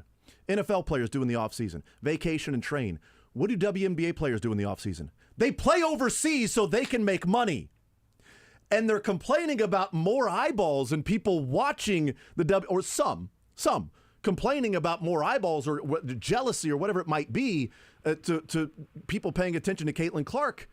Yes, that's awesome because people can now be exposed to seeing Ionescu play, who is unbelievable basketball player. I saw her make a step back 3 the same way Caitlin makes them all the time, and it's like, oh wow, I haven't watched it, but I see now why they kind of get a little upset. But like you throw Caitlin Clark on the women's national team. So I know Asia Wilson, not personally, but I know who Asia Wilson is because she's amazing. Maybe you guys went back or like you were your friends, high school, something college, like that. college covered her. Ionescu. I know who Ionescu is. Brittany Griner. Diana Taurasi, Brianna Stewart, Kelsey Plum. I know those names. It's my own ignorance, but I don't know Nafisa Collier. I don't know Jackie Young. I don't know who Jewel Lloyd is. I don't know about Chelsea Gray. I don't know about Alyssa Thomas. I don't know about Kalia Copper. And I won't know about him because I'm probably not going to watch. Probably not going to watch the Olympics. That's kind of on you, though. Absolutely. That's what I said. It's my own ignorance. That's fine. But I would watch more if Caitlin Clark... I've watched more WNBA games with Caitlin Clark on the floor. Agreed. That's what I've watched. And I know about the stars of the league. But I don't know about the secondary... Not the top-tier elite players, but the secondary stars. In the NBA. It would be the Jaylen Browns. Right. Like, I don't know about those particular players. I'm not aware of their game. I'd love to be aware of their game. But these particular players who are clearly deserving are the best players in the WNBA or out of the group of the best players in the WNBA. It's my own ignorance, but I don't know much about them. I would know more about them because I would be watching those games with other stars. Yeah. Does that mean it translates to me then watching the WNBA games in which, I'm gonna now watch the Aces and Lynx so I can watch, Nafisa Collier and Chelsea Gray play against each other? I don't know, but I've got a much better chance of doing that while paying a little bit more attention to the women's national team. And the other ironic part about this whole thing is it's a meritocracy and it's all about the best players. USA Basketball's mission statement is, quote, promoting, growing, and elevating the game at all levels. It's USA Basketball's mission statement. Promoting, growing, and elevating the game at all levels. There is no one person in women's basketball that can help grow, elevate, and promote the WNBA and the women's game more than Caitlin Clark. And their own mission statement they missed. And if you're defending this by using Brianna Stewart 2016, saying that because Gino was the coach was why she got on there and that more UConn players were on there, that's not a good argument. That's actually proving our point that it really doesn't matter. Right. That's a great point to prove this is Gino had UConn players on there. He was familiar. He was building a team, whatever. Nobody cared about that. Nobody was up in arms and, Yeah, I think one of the more damning ones is when people are looking at the comparison between Taurasi and Caitlin Clark and that, Caitlin Clark is 4th in the league in assists and Taurasi's 79th, and Caitlin Clark's 27th in the league in rebounds, and Diana Taurasi's 35th, and Caitlin Clark is 18th in the league in block shots, and Diana Taurasi is 90th. Caitlin Clark's 17th in the league in steals, and Diana Taurasi is 65th. Caitlin Clark averages more points per game than Diana Taurasi does. If there's one person that's sort of there because of the name, it's Diana Taurasi. But also, what's wrong with bringing Caitlin Clark on the team to get her ready as the next generation of women's basketball? Now she's been in the Olympics, and now 4 years from now, Caitlin Clark's the star of the Olympics or whatever, and she's the draw, and she's so deserving, and she's already played on a team. And what's wrong with having Diana on the team either? Because we're going to have LeBron on the USA team, even though there's probably people that are younger and better. I'm not going to say that. I don't want to. Yeah, no, I apologize. No, there are absolutely he's a good player for a 40-year-old. No, he's the best 40-year-old we've ever seen. Well, I'm sorry, he's a great player for a 40-year-old. Right. Yeah. He's a good player in the NBA. Yeah, agreed. Yes. One of the, he's the GOAT. Yeah, he's no longer the best player in the NBA. Yes, he's no longer the best player in the NBA. And if he didn't make the Olympic squad, okay, I would get it. But he's on the Olympic squad because he's freaking LeBron James. Right. Well, and also the NBA, I've always felt like this. They do a really good job of ushering in the next generation. I feel like of making players feel welcome. I've always thought that. LeBron with ushering in Kyrie, right? I feel like that's a good one. There was never this backlash against Jason Tatum. I don't think there was much backlash against Luka Doncic. I mean, I don't think was there backlash against Wembanyama? Everyone's look at how great this guy is. Look how great. Yeah. I don't understand this of. And again, I get the anger. Maybe it would have to go back to before Jordan, and before if Magic Johnson, Larry Bird. If you want to go back to saving the NBA, if you want to go back a while, then maybe those guys had the same. But I think there was probably an element that in the 80s of Bird and Magic when they burst onto the scene, and it was whoa, hold on, these guys, no. This is these guys are not Kareem. These guys are not Wilt. These guys are not. The best players that we've seen play the game. No, they're not those guys. And then going back and forth and increase. I mean, it used to be tape delay the NBA yes, Finals. yeah. Like, Look tape at how the delayed. Pistons treated Jordan. Right. I mean, they did beat him up. Right. I mean, it was the Jordan rules. Yeah. And even, like, looking back to the Dream Team, I'd mentioned, like, not watching much since the Dream Team. Was Christian Laettner one of the 12 or 13 best players in the world No to play? Anthony Davis. chance. But they bring him on the team because he's the college guy to increase people that don't watch the NBA that watch college. Okay, well, let's see what Christian Laettner looks like, because Christian Laettner is the greatest college basketball player. Bill Walton, Kareem, or Lou Alcindor, and Christian Laettner, the greatest college basketball players, most decorated college basketball players we've ever seen. 4 Final Fours and national championships and Players of the Year. Now he gets to, before he plays a game in the NBA, he gets to go up against NBA players. Let's see what he looks like.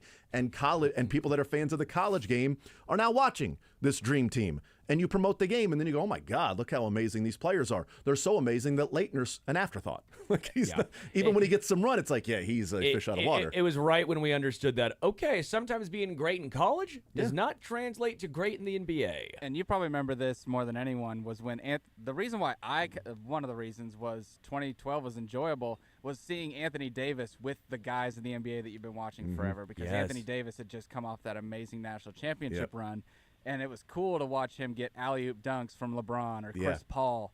Like, that is part of the draw, because you're not going to keep viewers when the team's 40-piecing, pick a country that doesn't really have a good basketball team. Yeah, and Anthony Davis, like Kevin Durant was amazing as, 7 feet and playing a wing, right? Playing a true wing, can handle the ball, can bring it up, can be the point guard, can back somebody down, can knock down threes, an unbelievable score at 7 foot. Anthony Davis was one of the first sort of, this guy's a true center, and he's shooting threes. Like he can bring the ball up, and then he does play center in the NBA because of the crazy story about how he was 6'4" and was a guard in guard, high school, yeah. and then he grew to be 7 feet. All of a sudden, a year later, he's a 7-footer that's been playing wing, and he's got this great jump shot because he's been that guy, and now he's blocking shots, and he's getting used to playing as a center when he's been a wing and a guard his whole life. It's like, oh wait, this skill set for a guy who's 7 foot and bigger and built and is an actual center. Kevin Durant was a freak in and of himself because it's a 7 foot guy who's a forward/guard, and then Anthony Davis comes in. Now we're seeing a lot of guys that can do that. Wembanyama obviously is 8'3" and shoots threes, but it's a great point about you have Anthony Davis on. You get a look at what the next generation of stars can be, and that would be part of this. Like, she would be, how far down the line would you go in the Olympics of individual names that would be the attention-drawing, attention-grabbing names? Simone Biles would be number one for the summer. And I mentioned Katie Ledecky. For me, those are the top two. Agreed. Third? Like, can we think of another one right now? That would be a bigger individual. I know this is a team sport, and those are two individual, although gymnastics is individual and team. Yeah. Her name escapes me. She's a track star, very popular, and Sydney McLaughlin. Yep. That might be it. Yep. Sydney, run, Sid, run. And she's amazing. So fourth? So even if we say that's... I'd actually put Caitlin in front of... I would too. Yeah. But even if somebody wants to argue in true Olympic fashion of like, okay, this is someone that can... Sha'Carri Richardson. I think Sha'Carri Richardson's probably up there. Right. Yeah. So you're talking about top 5? Yeah. Like, even if we argue those in favor of Caitlin Clark, there isn't a player on the WNBA's roster of the women's national team that would be in the top 5 of the conversation of athletes at the Olympics that are getting the attention and people are turning on the TV to watch them. Sure. Because I'm turning on the TV to watch Simone Biles. I'm turning on the TV to watch Sid run. I'm turning on the TV to watch Katie Ledecky. Like, I am appointment television to try to see those events live as they're happening. And I would do that with, the women's national team. I'll probably peek in from time to time in the women's national team. I think it can happen naturally, too, with the appreciation of the WNBA of, why do you have to have a great player and the immediate reaction is, well, all she does is shoot threes. What is she like? If she isn't that great, well, then just let the playing do the talking. If you really don't think she's that good in the game, or the players that are, not respecting her as much, well, then show it. And if she is still good and then you show in that game that you are just as good, if not better, well, then there you go. You become that household name because you just took it to Caitlin Clark. I think in sports in general, if you knock a great player, like for somebody saying, oh, LeBron's not no Jordan, LeBron's not this and that. Well, the more you tear him down, and if he continues to get great, well, then you just lose respect as the player yourself instead of going toe-to-toe with him or maybe outplaying him in that game. It's a lot easier to complain and be jealous and petty than it is to do what Jack's saying, though. Well, if the WNBA starts turning a profit because of Caitlin Clark, there should be a whole lot less jealousy and complaining from the WNBA players. You think?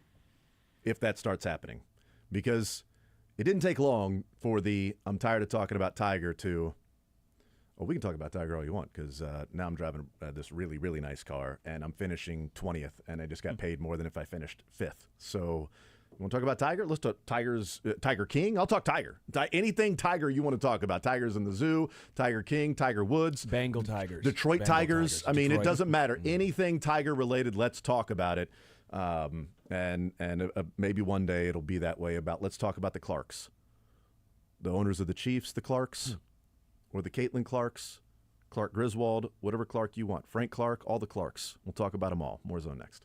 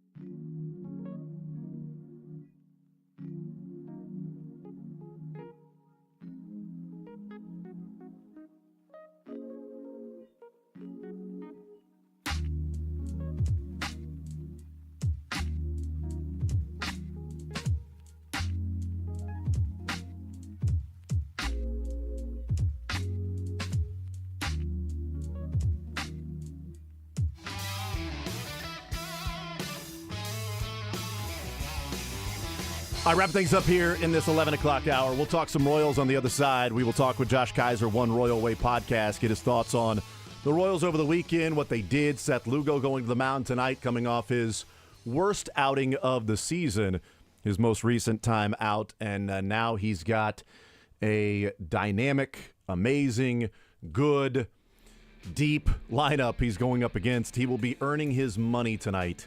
And Carlos Rodon, the lefty on the mound for the Yankees, going up against the Royals. So we'll talk some Royals with Josh Kaiser. Mick Schaefer will join us in the 1 o'clock hour, and we'll talk about a number of things with Mick Schaefer, including the latest from Dan Hurley. Practice at UConn has been moved from noon to 2. Dan Hurley knows what he's going to do. People in his inner circle know the decision that he has made. But nobody has any reporting on what's going to happen one way or another other than they moved the practice 2 hours later. How many times do coaches get to do this side of the recruiting trail? I mean, come on. It's true. Well, they get announcement recruited. ceremony. No Oh, leaks. that's right. He got to take the Lakers hat and UConn hat and switch them.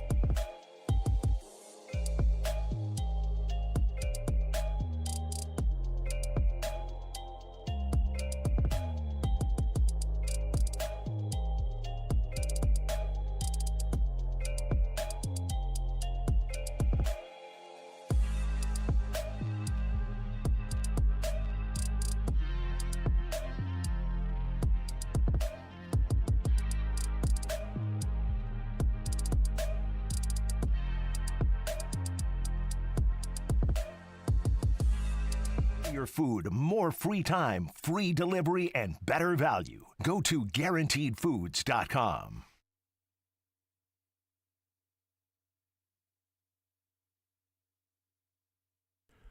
All right, hanging out here on this Monday edition of The Zone. Let's talk some Royals baseball. Josh Kaiser, One Royal Way podcast, joining us here in The Zone to talk about the Royals. Josh, welcome into the show. How are you, sir? I'm doing all right. Appreciate to be here as always, but it's a little different. I'm a ball of anxiety right now because we are having our Dynasty Football rookie draft right now. I'm currently on the clock. Whoa. And I'm stuck. I am absolutely stuck. I have gotten in my own head. It's a real disaster in there. But Okay. Here I am. Happy to be here. Okay, so what pick are you? Who do we got? 105. Your pick number 105? We got. I'm 105, and somehow Malik Neighbors and Drake May are still there. There were 104 picks before me, and they're still there. Weird. Yeah, that's an easy one, man. What are you discussing here? It's neighbors. It's a real problem. It's neighbors. I just can't. This I is think rookies so, but only? It's a super flex league too. This is rookies only? This is rookies only. Rookies only. Rookies only, and Malik Neighbors is there. There are 104 picks have been taken before Malik Neighbors and rookies. No, this is not real. One pick, round 1, 5th pick. Okay, Yeah, he's fifth 1, overall. 5. Yes. Okay, I'm like, what the Yep, hell? one. There aren't even 105 offensive rookies in the draft. What are you talking about? Are you doing IDPs? Are you I doing am kickers playing in and a punters? league with kindergartners. I'll take It's my a buddy Jeff special Rogers. team boost. My buddy Aiden, I'm picking him. He's not even in the NFL. I don't care. All right, well, give it a shot then. Don't care. Yeah, okay, so you're 5 picks in. Okay, you've got the 5th overall pick. Yep. Okay, yeah, Neighbors. Yep. Neighbors it is. It's Yeah. still Neighbors. Yeah, don't even I don't even I think about can't it. quit the Drake May upside in a super flex league. That's my only issue. But No, you're fine. Is I Gerard may be Mayo and the overthinking it. Patriots going to realize his upside, or Neighbors is a Yeah, little safer? that's the question. Well- and who's he throwing to? He stinks. Yes, that's right. So this is a dynasty league where this is just the rookie part of the draft, or this is a league year to year where you only play rookies in the league? I want to figure this Well, I out. like that dynamic a lot. So which is it? Yeah, it is a dynasty league where Okay. we're just drafting Okay. the rookies to add to our current rosters. Yeah, Yep. Malik Neighbors. Malik Neighbors. Okay. Who were the Deal. top 4 taken? Done. Was It Marvin went- Harrison? Marvin Harrison was 2 because it's a super flex league. So we had Oh. someone fall in love with Caleb Williams. Yeah, Caleb as it Williams. That happened. makes sense. Superflex, yeah. Jaden Daniels. Okay. And yep. then the guy who took Caleb 101 had 104 and decided to stack with some Roma Roma Dunze Dunze. That would make instead sense. of Malik Neighbors. Yeah, I'm going So- I'm going Malik Neighbors unless you have no tight end. If you've got wide receivers and no tight end, then I may go Brock Bowers from tight end, but I worry about the person throwing him the football. Sure. I mean, could go the running back route, Jonathan Brooks in Carolina, but that offense sort of sucks. Brian Thomas Yep. has a better quarterback to throw him to in Trevor Lawrence rather than Danny Dimes. But yeah, I'm going Malik Neighbors. This Okay. is make or break season Deal. for Danny Dimes. I'm going to lock seriously. that in. Do you is it a PPR league? Half point. Half point? Because then I might consider Ladd McConkey Yep. in the Chargers. I might consider him in a Yeah. full point PPR. I might go Ladd McConkey, but half point I think it might be Neighbors or McConkey if it's a half point PPR. I might be looking at. So I'll let you It's do a this. real problem. It is. And a real raw wound because last year I took Quentin Johnson over Why? Bo Stroud You- and Jackson Smith and Jigba. Why didn't you listen? Why didn't you Because I listen to the get show? in my head, Jason. Why I'm in didn't- my why- head right if now. you just This is listened, how it happened. If you just listened to the show, I would have told you I wasn't going to touch Quentin Johnston with a 10-foot pole. Like I could not. Okay. I didn't want the Chiefs to draft him. I wanted another team that was in their division to draft. Once the Chargers took him, I loved it. I hated Quentin Johnston, even though he ended up on my fantasy dynasty team just because nobody was paying any money for him. And I'm like, well, okay, for $2, I'll take a not? chance on him. Like, whatever. But yeah, no, it's that was a rough one if you had your choice of all of those. So yeah, people care about fantasy football so too. if So this you- is what people tuned in for. They want to know. This is real. This is real life. And this it's is real life spectacular. happening right now. It's real. Yeah. And it's spectacular. So there you I go. feel so much better about this with your flawless track record here. Yeah, right. That I'm going Malik Neighbors, and it's locked in. Well, my famous could be last words that I tweeted out on draft night was that if Malik Neighbors had a dad that played in the NFL, he would have been the number one wide receiver taken off the board. It seems like that's the rhetoric. Yeah, I hear. A lot of people. Thing, A lot of people Neighbors disagreed. Any other? A lot of people disagreed, but we'll see. Yeah. Yep. We'll disagree. I like him. I've heard great things. So all right, we ride. Yes, that's right.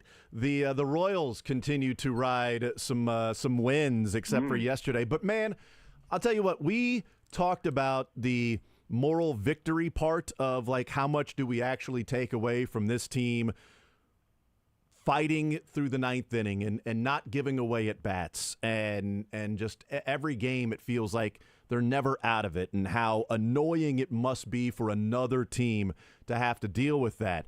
And discussing sort of how tangible that is. Like, how much can you gain from that other than maybe a mindset that, hey, we're never out of it, until you start seeing some wins happen along the way while you're never out of it, and then you win. And last Sunday they did that.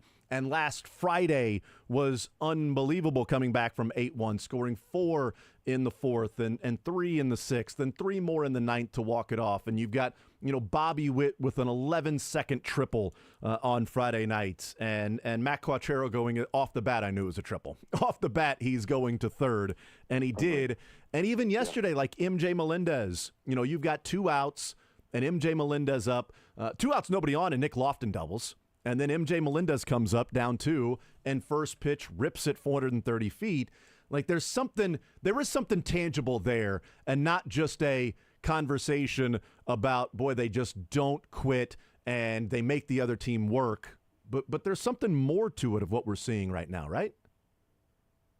I agree. The moral victories don't count in the win column, but I guarantee you it goes a long way in that clubhouse. It's being able to stack those is almost, I'm not going to say it's not almost as valuable as actually winning it, but it is like a clubhouse mentality that what you're doing, the processes that are happening, the stick-with-itness that they have, that continues to get validated in each one of these quote-unquote moral victories that they have. And those will eventually turn into wins. That's not something that's going to, it's not tangible, but it is something that is in your psyche when you're a baseball player, when you're a human being. I think it happens in our everyday lives. So the processes are good. The confidence is high. It's always nice to get those moral victories and then start seeing those translate, which it seems to be happening in the Daniel Lynch victory the other night. So, Daniel Lynch didn't make that, obviously, but and you kind of saw it actually, transition into something that actually happened and translated into the win column. Yeah. So what do you take away from yesterday then? MJ Melendez gets the big hit. They don't end up winning in extra innings. They don't end up winning in the 10th, and that's unfortunate. They used a lot of relievers, and then MacArthur comes in, and he may have stayed in a little bit too long. But again, he'd already used Stratton and Zerpa and Anderson, et cetera, and Klein along the way. So was hoping to get more out of MacArthur. This is one that's not necessarily on the moral victory because they've shown an ability to win, but it is another notch in the column of they continue to be a problem for other teams late in the game in using those teams using their bullpen.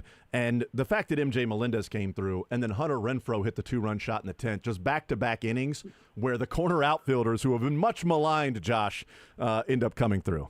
Uh-huh.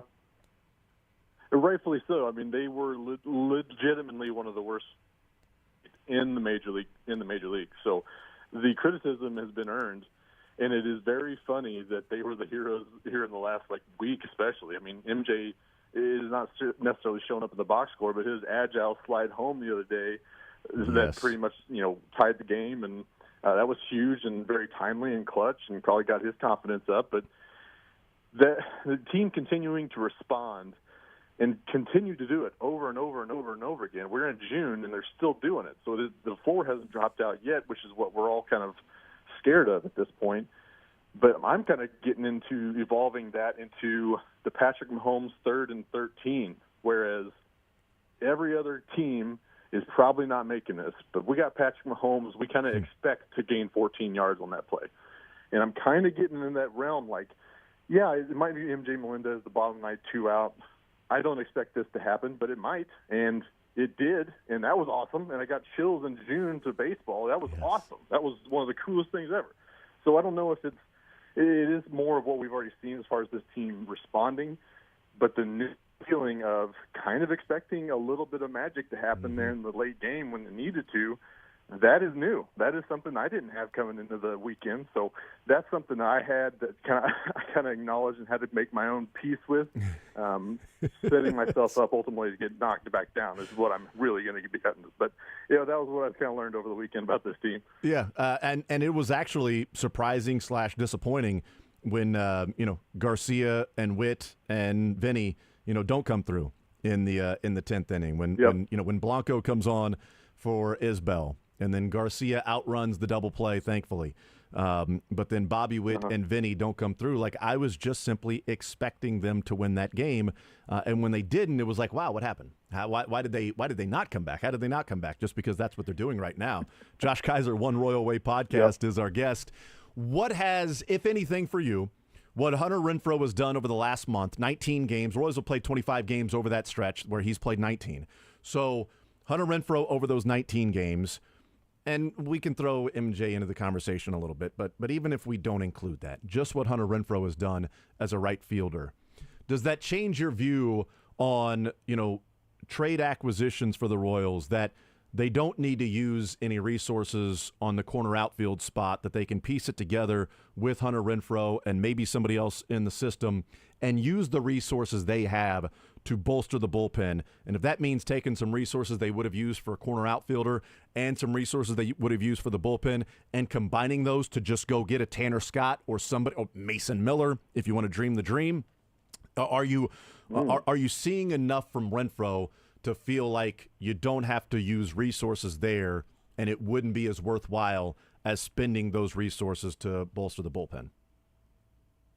It is certainly a conversation, and that wasn't the case 2 weeks, or I guess 3 weeks ago. It seemed like, that was the best place to build up, improve this team, and it was kind of put JJ in a little bit of a pickle, I would bet, to be like, okay, we want to do this in the long haul. We want to do this the right way. He came out and said, we have to win trades on the margins, and that's what I kind of expect from moving forward. But Renfroe and MJ and Garrett Hampson, all these guys that have really started to step up, kind of does muddy the waters a bit. I think that I'm not betting on that being sustained throughout the whole season. Mm-hmm. But if they can get streaky and come and carry the offense for a week or contribute to an offense for 2 weeks, not being a hole in the lineup, that's good enough, because that's not, it's not the top of the lineup that you really need the consistency from. That's the Salvi, that's the Michael Garcia, that's the Vinny, and that's the Bobby. You need 2 or 3 other guys behind them to step up and really, make this a solid run. But at the same time, it is kind of hard not to dream the dream, right? You're not looking at the Royals lineup top to bottom and be like, oh no, that's the Yankees, that's the Dodgers, that's an opposing pitcher's nightmare. That is, it might be in the fact that, like, you go up against Adam Frazier and you're like, no way is this bum beating me. But then he does, and you kind of get in your own head a little bit at that point. But I don't know. It just kind of muddy the waters. I think they can still improve the team, but it is nice to know that the options in-house are still good. MJ still has plenty of controllability. You're still paying Renfroe regardless of what you do with him. So it's good to see that production kind of come, even if it didn't had such a rough start, for sure. So what's the level then, Josh Kaiser's our guest, what's the level you think Renfroe can play at the rest of the year? The old adage of, look at the back of the baseball card, and that's typically what that player is going to be over the course of the season. He is not a, 560 OPS player in his career at all, ever. I mean, he's a 770, a career OPS guy. But he's also not, what he's done since May 12th, lead the team in OPS. 941 OPS for Renfroe and 933 for Bobby Witt. So he's had the best OPS on the Royals since May 12th. So we're going on a month now. So he's not that guy either. But what level can he play at to make it where you feel comfortable with him in right field, even if it's every day? Because he's, in that month, he's sat 6 games. And so, he hasn't been, the everyday right fielder. He's been the predominant right fielder. So what level is it? Can he be a 720, 730 OPS the rest of the way and go, okay, yeah, I'll take that?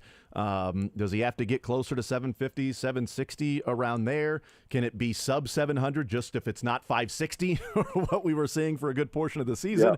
Yeah. Where is it from Hunter Renfroe that you go, okay, I feel okay about that position in the outfield because there's not two complete zeros in the corner spot. There's at least somebody that's helping them and has proven, Josh, that over the course of a month can OPS almost 1,000 in that month stretch of time, and in 19 games can drive in 13 runs, right? Can have 7 doubles in those games and hit extra base hits and come through in the clutch. What level do you think Renfroe can play at that you would feel comfortable with him in right field moving forward and on into the playoffs? I mean, you kind of hit the bullseye, in my opinion, about where I expect him to be, and that's around that 720, 730 range. If he can stay within that and play, a serviceable right field, he's not very good with the glove, but the arm is great. So if he's providing any kind of value in right field and OPSing 720, 730, I'm personally comfortable with him getting everyday reps at that point. If he's anywhere north of that, that's house money, that's gravy. That's good news for the Kansas City Royals at that point. But it's kind of hard because as long as he's done this, as long as he's been around that 720, 730, he's also been on the opposite end of that. So you never know when that's going to turn up. I would rather have a little bit more consistency in like potentially getting a bench bat. I've been talking about J.D. Martinez online quite a bit, and I've talked myself in and out of that. Should be cheap, but he's got consistency that could come. But I don't know. I'd be fine with the 720, 730 with a little bit of value in the right field, and fine at the 7 spot, 8 spot. He's still got the power. He's still going to strike out a little bit, but I'd be comfortable with that in right field, I think. Yeah. Visiting with Josh Kaiser, One Royal Way podcast. I'd like J.D. Martinez too. It's just I don't know where. I mean, he's a DH, so then Velasquez DHing and J.D. Martinez DHing. A month ago, I would have said, good God, that means you don't have to worry about Velasquez. Then yes, get J.D. Martinez in here. Right. But yeah, they've been, I mean, in that same time frame, going back to May 12th, I mean, Velasquez is 11th in baseball in ISO. All of baseball, not just the American League, 11th. I mean, Renfroe's 21st, so they've got a couple of guys that are coming through and doing what they're supposed to do, driving the baseball, hitting it hard. The Yankees series that starts tonight, they've got Seth Lugo, they've got Brady Singer. On Thursday, they've got Alec Marsh, and it looks like they will have an opener on Wednesday. Your reaction to opener followed by Daniel Lynch on Wednesday against the Yankees, that Daniel Lynch, after his start on Friday, the Royals have decided opener route is what they're going to do. And I'm fine with that. If he didn't have first inning today, Daniel looked pretty good after that. So if he doesn't see the top of that nasty lineup from the Yankees, I think that's all good. And I think they've got some candidates. I would love to see Will Klein be the opener in that situation. I think that would be really fun and a great combination to throw off the lefty that does not throw fire, but he will kill you with a curveball and a change and really keep you on your toes. So it's never a bad thing to keep the top of the lineup on their toes and keep them guessing as much as possible and not seeing as many pitches on these young guys. So I was kind of excited to hear about that potential because I don't really believe in Daniel Lynch as the starter as he once was. He could still be a contributor, but I think the idea of an opener on his start was a great idea. Yeah, and if you're, you don't want to have you would like Daniel Lynch not to go through the lineup twice for the Yankees. The second time through, certainly not a third time through as a starter. So if the opener takes care of the first 3, maybe 4, depending on if somebody gets on base, and then you've got Lynch for let's say somebody gets on base for Will Klein, hopefully only 1 and no runs or whatever. But let's say Daniel Lynch comes on, then you've got he would face 5, 6, 7, 8, 9, 1 through 9, and then 1 through 4, and he would face the top of the lineup twice, or you can have him face 5 through 9, 1 through 9, and then go to somebody else, and he never has to face the top of the lineup twice. He's only facing the middle and bottom part of the lineup twice. Then I'd be perfectly fine with that and see what you can get out of him. I like the fact that they are trying to figure out that spot and not just go, well, it's the spot in the rotation. He's the guy we have, so he's got to go out there and do his job. And I don't think you go and get coaches and a manager from the Rays and the Guardians and the Twins and bring them in and go, well, this is just going to be the way that we've always done it in baseball. Like, I'm surprised they didn't go to an opener sooner with Daniel Lynch, but it took Friday's start for them to go, all right, let's figure something else out. Let's see if we can go an opener with a right-hander, and then, I'm with you with Will Klein, and then throw Daniel Lynch out there for a couple, 3 innings, maybe get to the 4th or 5th with Daniel Lynch, bring somebody else out, and it's Johnny Holstaff after that. Mm-hmm. Yep. And, I mean, to be honest with you, his first 2 starts were solid to good. So I can understand why Q didn't necessarily want to go to the opener situation yet.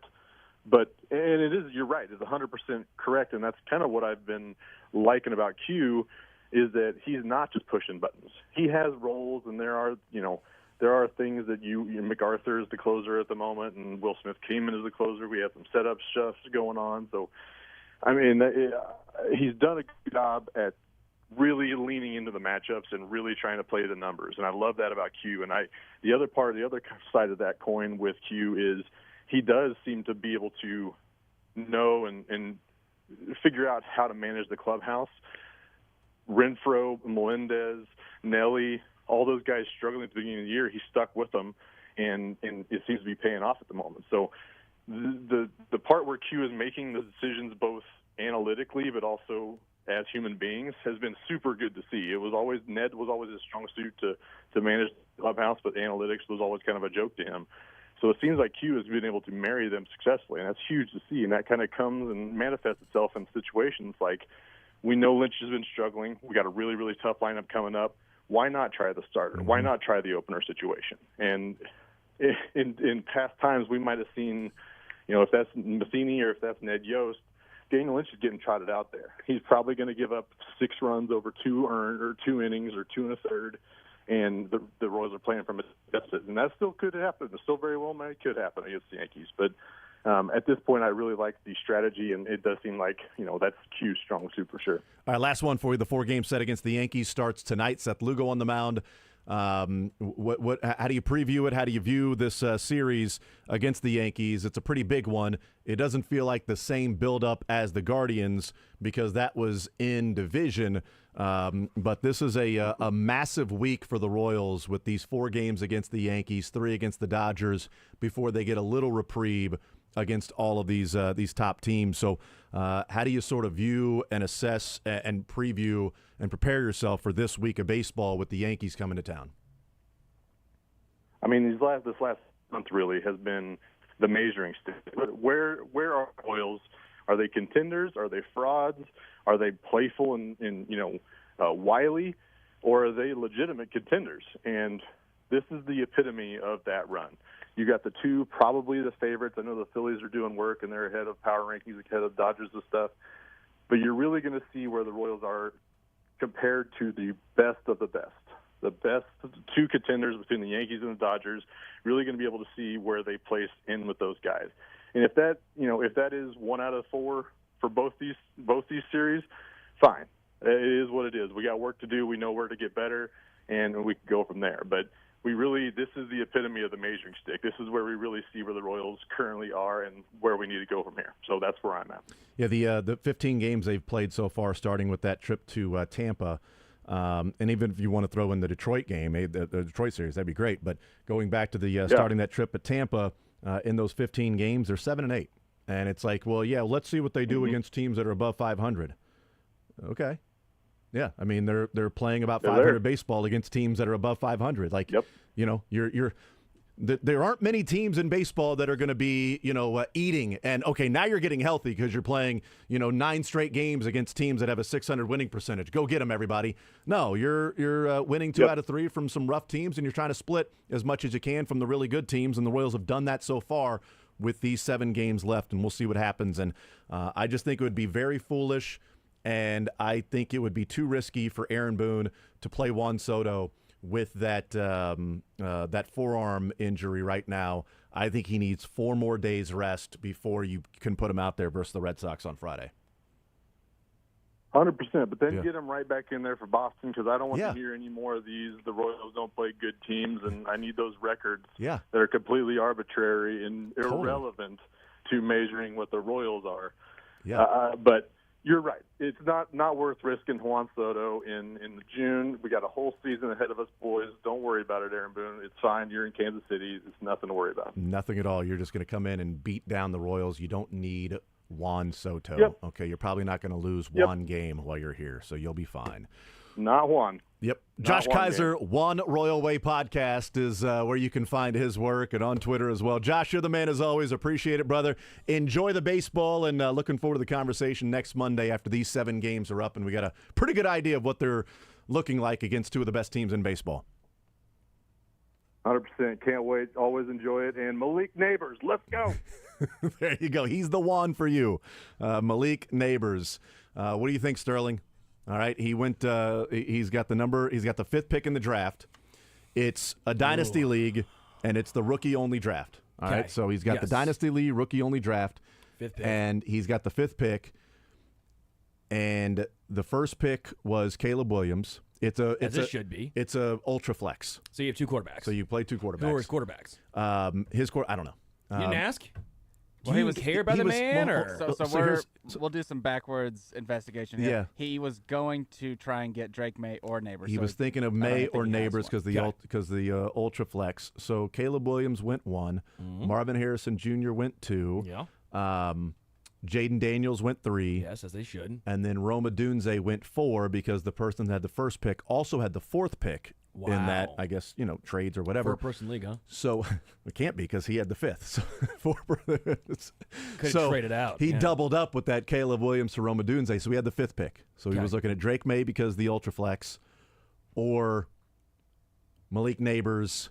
It's a half-point PPR, so I said I think you got to throw in Ladd McConkey into the conversation because of the half-point PPR. If it was a full-point PPR, I'd think of Ladd McConkey a little bit more because I think bold. I love Ladd McConkey. It's a bad take, Jason. Full-point PPR. I love Ladd McConkey with the Chargers. 5th overall over Drake May or Roma. Yes, over Drake May or Malik. Yes, over Drake May because I don't believe in Drake May. Okay. So that's just my own personal. Exact same situation in my league. Exact same. I had the 5th overall draft pick in Drake May and Neighbors. Malik Neighbors.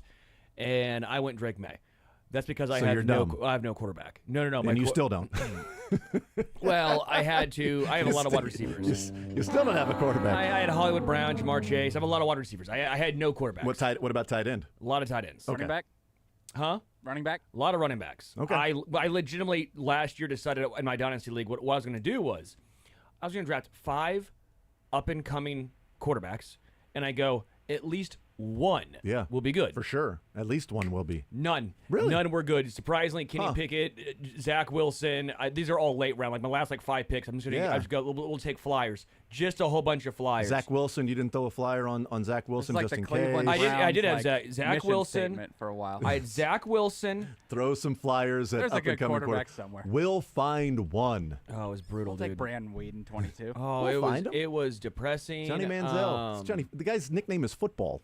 Anytime you can get advice from a gentleman on the side of the street for drafting That's a right. NFL quarterback, you do No it. doubt. No doubt. And you know what? Teams are shooting 50% on players nicknamed their sport.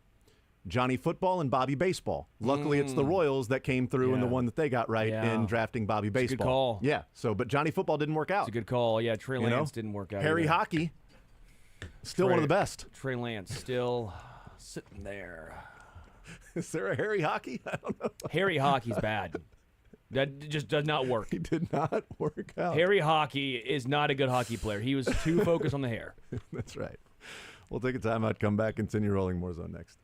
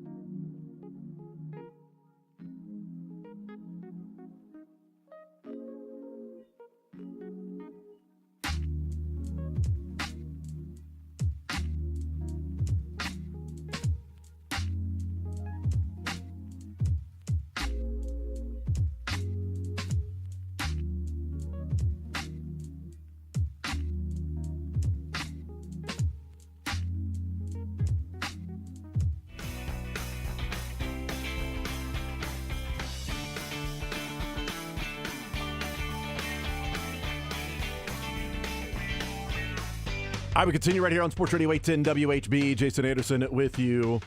Sterling Holmes, Dylan Michaels heading up until 2 o'clock. By the way, we were wondering about the series and the top players in the American League for the MVP voting and the odds-on favorites when you have the top three right now in Aaron Judge, Bobby Witt, and maybe Juan Soto playing in this series. And we were wondering, when's the last series that you had that? Of course, over the weekend, you've got the first and second vote getters or odds-on favorites in the National League and Mookie Betts and Shohei Ohtani, 1 and 2. And then in the American League, you've got Aaron Judge and then Juan Soto, 3. So you did have number 1 of each league and number 2 and 3 of the other leagues. But tweet comes in. It says from Nick Sheehan, says 2004 World Series featured Manny Ramirez, David Ortiz, Albert Pujols, Scott Rowland, Jim Edmonds, who all finished top 5 in the MVP. And then said, plus you add in Kurt Schilling and Pedro Martinez, they finished top 5 in Cy Young. That was a sweep, by the way. Yeah. Yeah. That's wild. Unbelievable. What about if you add in Cy Young for the Royals Yankees this year, because you'd have Cole Reagan. Well, who he's I think not is still pitching, high. though. Yeah, Seth Lugo was 6th, but that was before the blow up. Yeah. Now, let me see. Carlos Rodon's up there. Cy Young in the American League. Skubal, number 1. Yeah. Burns, number 2. Sure. Tanner Houck, number 3. Cole Reagan's 4. Castillo, 5. Luis Gil, 6. And that would have been a matchup if they played yesterday. It would have been Gil versus Reagan's. And then Lugo, 7. Where's Rodon? Is he not Rodon's top 10? not in the Top 10? he's not listed. Well, I guess if I view more. You don't have to. It's not that big Let's a deal. see, 1, 2, 3, 4, 5, 6, 12. So he's 11th. Okay. Rodon's the 11th betting favorite for So 2 top 11. Cy Young. Cy Young. 2 of the top 11. Yeah. Meeting tonight. Yeah. I mean, but, it's a long season. And is Skubal going to keep it up? Who knows? Tanner Houck. That dude's filthy. For Skuball's where the they Red wanted Sox. Casey Mize to be. Yeah, that's exactly right. That's exactly right. But yeah, the Royals have 2 of the top 7. Cole Reagan's number 4, and then Lugo, number 7. I can't get over how enjoyable it is having a fun baseball team here. It just brings me back to when I was in college. I mean, it's been 10 years, 8, 9 years, since there's been at least, even 2016 and 17, they were fine. But, this is so enjoyable when every single night you have something to look forward to. And, because when your baseball team sucks, who cares? Yeah. It's 162 games of nonsense. And you're watching it just sort of leisurely, if you're watching it at all. You ain't paying for the Bally Zap, I know that. No. You ain't paying money for the Bally Zap. And it's awesome because baseball being every day, it's good and bad. Obviously, when you're struggling, it's bad. But when you're good, 7:10, I can't wait. Yes. I cannot wait. What I'm going to be doing this afternoon is passing the time to get to 7:10. Yes. So I can watch the game tonight. I'm going to play some pickleball, and then I'm not going gonna to do that, my ass on the couch and Yeah. watch the Y'alls. The boy and my daughter will go outside and hit off the tee for a while. Do you call him the boy? Sometimes, but my son, we call him Bubba or Bubby or Bub or Everett. Or EJ. He's a baseball player, huh? Yeah. And Jules will go out and hit on the tee a little bit, because, she's doing T-ball and everything and working on her load and swing, get the hips through, right? I mean, we're building her swing from the ground up, okay, Jules. So Lefty or righty? She's just like her brother. Throws right, swings left. She does It's the best everything. combo. Yeah. So she saw You're her really brother. trying Her to- brother swings from the left side, so she does the exact same. She does everything that he does. So we'll go out there and hit off the tee for a little bit, pass the time. Maybe have them throw a bullpen session a little bit. And dinner at some point. And just keep looking at the clock, going, all right, now we're getting closer and closer. And then 7:10.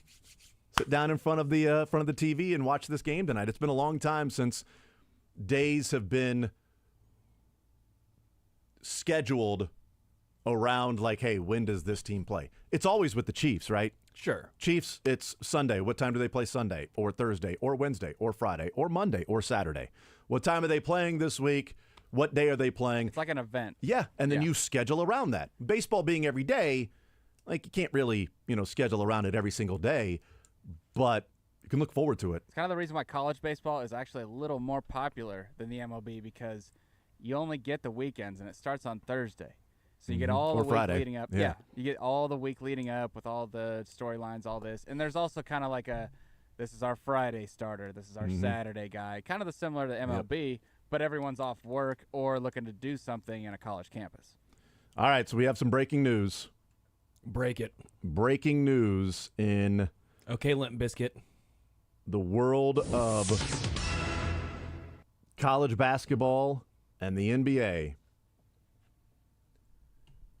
Connecticut's Dan Hurley. The Lakers, 6 years, $70 million offer he has turned down. Dan Hurley is, boy, I thought that was going to be, I really thought he was gone. Like, I thought he was going to be the Lakers head coach. Credit Blair Kirkhoff. Blair Kirkhoff last week was like, no, he's going to turn it down and stay with UConn. But he has been open. He has not been shy about his aspirations of coaching in the NBA. He wants to be an NBA coach. And you are offered 6 years, $70 million. He's got in front of him right now, or his current contract is 6 years, $32 million. Oh, my goodness. From UConn. Now, I'm guessing he's going to get a raise from that. It's also more guaranteed than an NBA contract, too. True. So he's going to get a raise from the 6 years, 32. I don't know what UConn can give him. How far can UConn get to 50? 6 years, $50 million, almost $10 million per year. Quick disclaimer, not more money guaranteed. I'm just saying as far as you're not going to get fired. Yeah, he ain't getting fired in that contract. No. But for NBA, how does it work? Is it like an NFL contract where the guarantee's not all guaranteed? Was that what you're implying? I have no clue. Dylan? I have no idea. I was saying guaranteed. Longevity, guaranteed job security. Sorry, I misunderstood. I thought you were saying that $70 million wasn't all guaranteed. No, he's saying guaranteed job security, that through the life of that contract, those 6 years, you're going to be the coach at UConn. 100%. But my point was, okay, you get fired after 3. Now that $70 million is still $70 million, and I only had to work 3 years. Yeah, and now I can go back unless there's an offset clause. Yeah. But still, those guys aren't wired that way. No, not at all. And that was a big reason why I said I didn't think he was going to leave UConn because of job security. And the Lakers have rotated through coaches. But this would be one to where you would have to have a lot of things in place for you to take that job. And as he said, he was impressed by what Jeannie Buss and Rob Pelinka presented to him. I'm surprised that it got out on, was it Thursday? It was Thursday that it came out, right? Yeah, because so I'm surprised that it came out on Thursday morning, especially from the NBA side with Woj, because that's clearly coming from Pelinka or Jeannie Buss to Woj, that they are going after Danny Hurley. Because my assessment is it's coming from the NBA side because they think they've got him. They think they have him, and they're willing to. I don't know that Jeannie Buss and Rob Pelinka would want it out there that they made a strong push for a college coach, and the college coach turned down the Lakers. And that's what ended up happening, is that Dan Hurley is staying with UConn. I'd love to see the numbers of what contract he's going to sign because UConn was going to have to come back and offer him something pretty damn nice for him to turn down the Lakers job. But there would have been, aside from the money, there would have been a number of things included in the contract for Dan Hurley to the Lakers, like it was with Dayton Moore. When David Glass approached Dayton Moore after firing Allard Baird and said, we want to make you our general manager, and he said, well, I need this, this, and this. And David Glass was like, we can't do that. And he said, well, thanks. Have a good time. Good luck to you. And then David Glass returned to Dayton eventually and said, hey, we can give you this. And Dayton was like, yeah, but I still need this and this along with that. We can't do that. Okay, best of luck to you. Eventually, David Glass said, all right, we're going to invest in the Dominican. We're going to put money into the draft. We're going to do these things that you want. And Dayton Moore said, all right, I'll take the job now. Because I'm not walking into a job just to get fired where I have no chance. Sure. Okay, we've got to build the academy in the Dominican. We got to spend internationally, okay, and get a guy named Salvi for $10,000. But if we don't have somebody in Venezuela, then it doesn't matter. You're not getting Salvi at $10,000 because you don't have a presence there. So we got to have a presence there. We got to be international friendly. We got to do those things. We got to spend money in the draft because they allow you to spend money in the draft, and this is how we can separate ourselves because there isn't a slotting system yet when he took over. Let's spend more money, get better prospects. We can do it that way. If you're not going to give me those things, I'm not taking the job. So there had to be a number of things like that for Dan Hurley to take the Lakers job. Sure. That he would be taking over after LeBron's done and et cetera, et cetera. And LeBron had said, hire a coach for Anthony Davis. You need a team that can shoot. You need a team that can execute offensively because they aren't very good offensively. Because Anthony Davis is injured every single year. And LeBron is an amazing basketball player in his time in the NBA.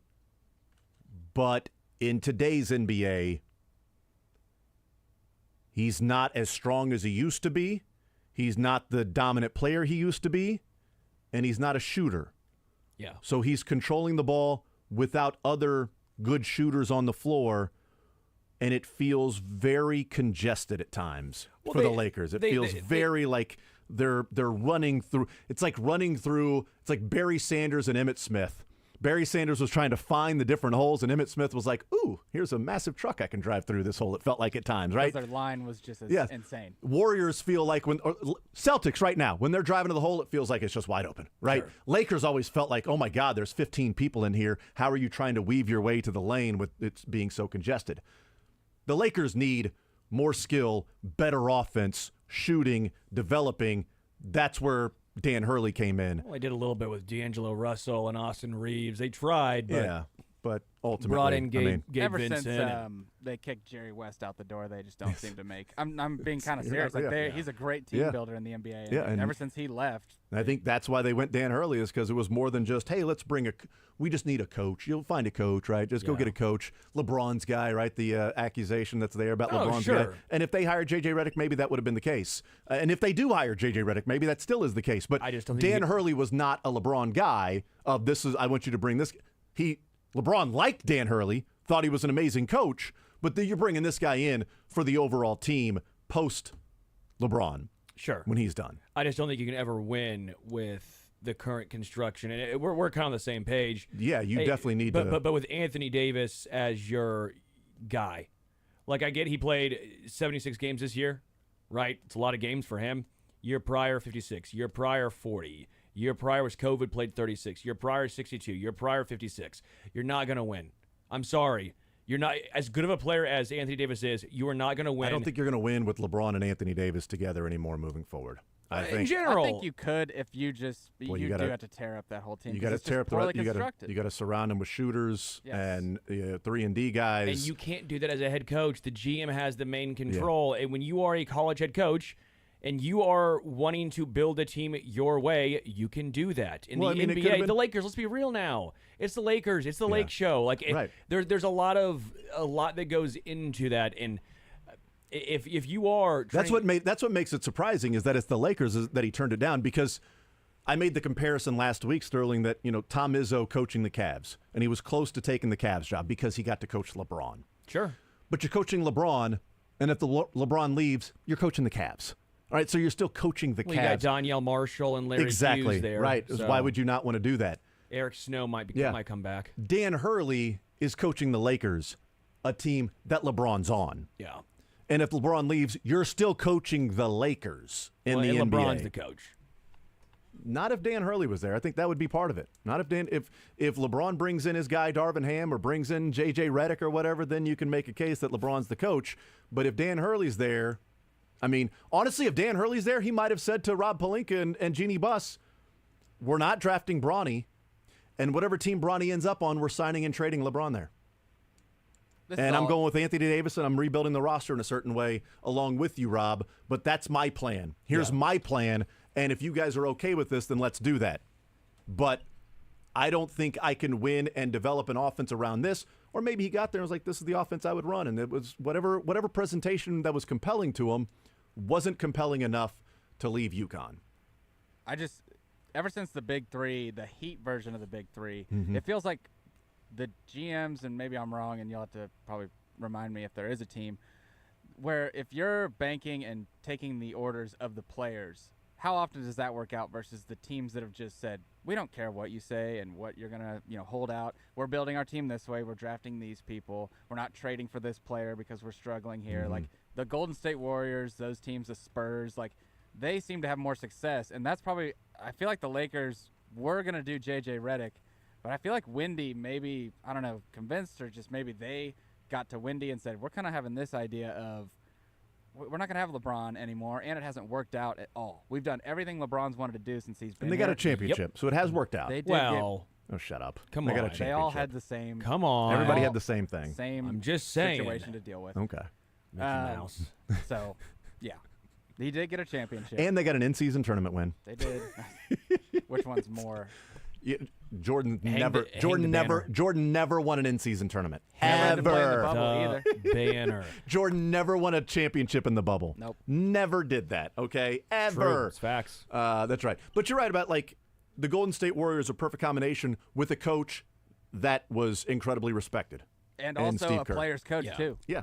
The Nuggets and Michael Malone. Like you don't see like Jamal Murray or Great example. or Nicola just arguing with Michael Malone. I'm like, all right, well, this guy, what the hell? What does this guy know? I think they would have been better going Jay Wright as a college guy to the pros than this gentleman because he just doesn't have the temperament, I think, to massage the egos. Yeah, that Kerr well, that would be the temperament would be something that he would have to tone down. Steve Kerr is very good at whatever your thoughts are on Steve Kerr. He knows how to play to his team, to play to his guys, And he or to proved coach, I should say, to his guys. And he proved it was the right move because when they fired Mark Jackson, it was like, really? You're firing Mark Jackson? The guy's good. I The like team's Mark good. Jackson a lot. Yeah. What are you doing firing Mark Jackson for Steve Kerr? Well, it's the right move. It's one of those where if you fire Mark Jackson, you'd better be right. And boy, they were right. Well, it was like Doug Very Peterson right. with the Eagles.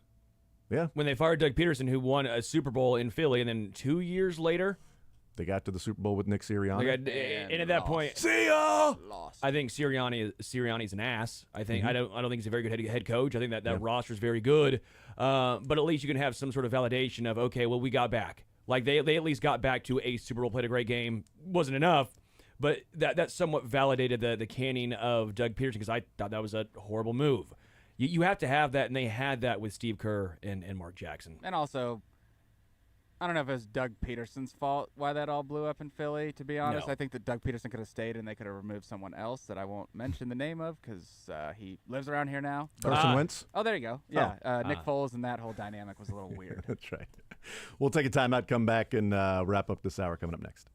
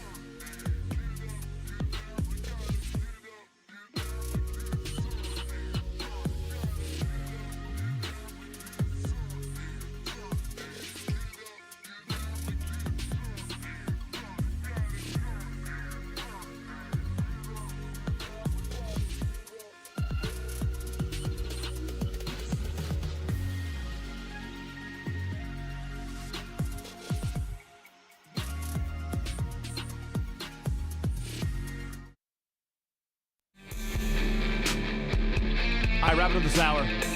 Dan Hurley returning to UConn turns down 6 years, $70 million, $11.7 million per year. They're going to you next, Jason. You going to turn that down? No, I'll take the money. I'd gladly let LeBron yell at me on the sideline. Guys, I think we should run. So we're going to put 5 guys on. LeBron, what do you think? That sounds good. Let's go. Go get them, guys. You're hired, actually. That's the only prerequisites we need. So done and done. Oh, Let's do it. You want that, LeBron? Yeah, we're going to lose, but yeah, okay. Sure. Fine. Great. You're Awesome. going to can me after 2 years? Oh, I got 70 mil. That's fine. Go ahead. Sweet. So my AAV turned to 35 mil. This is great. I've always wanted to be a fired college or NBA coach. It's my dream. God, I mean, it's so lucrative.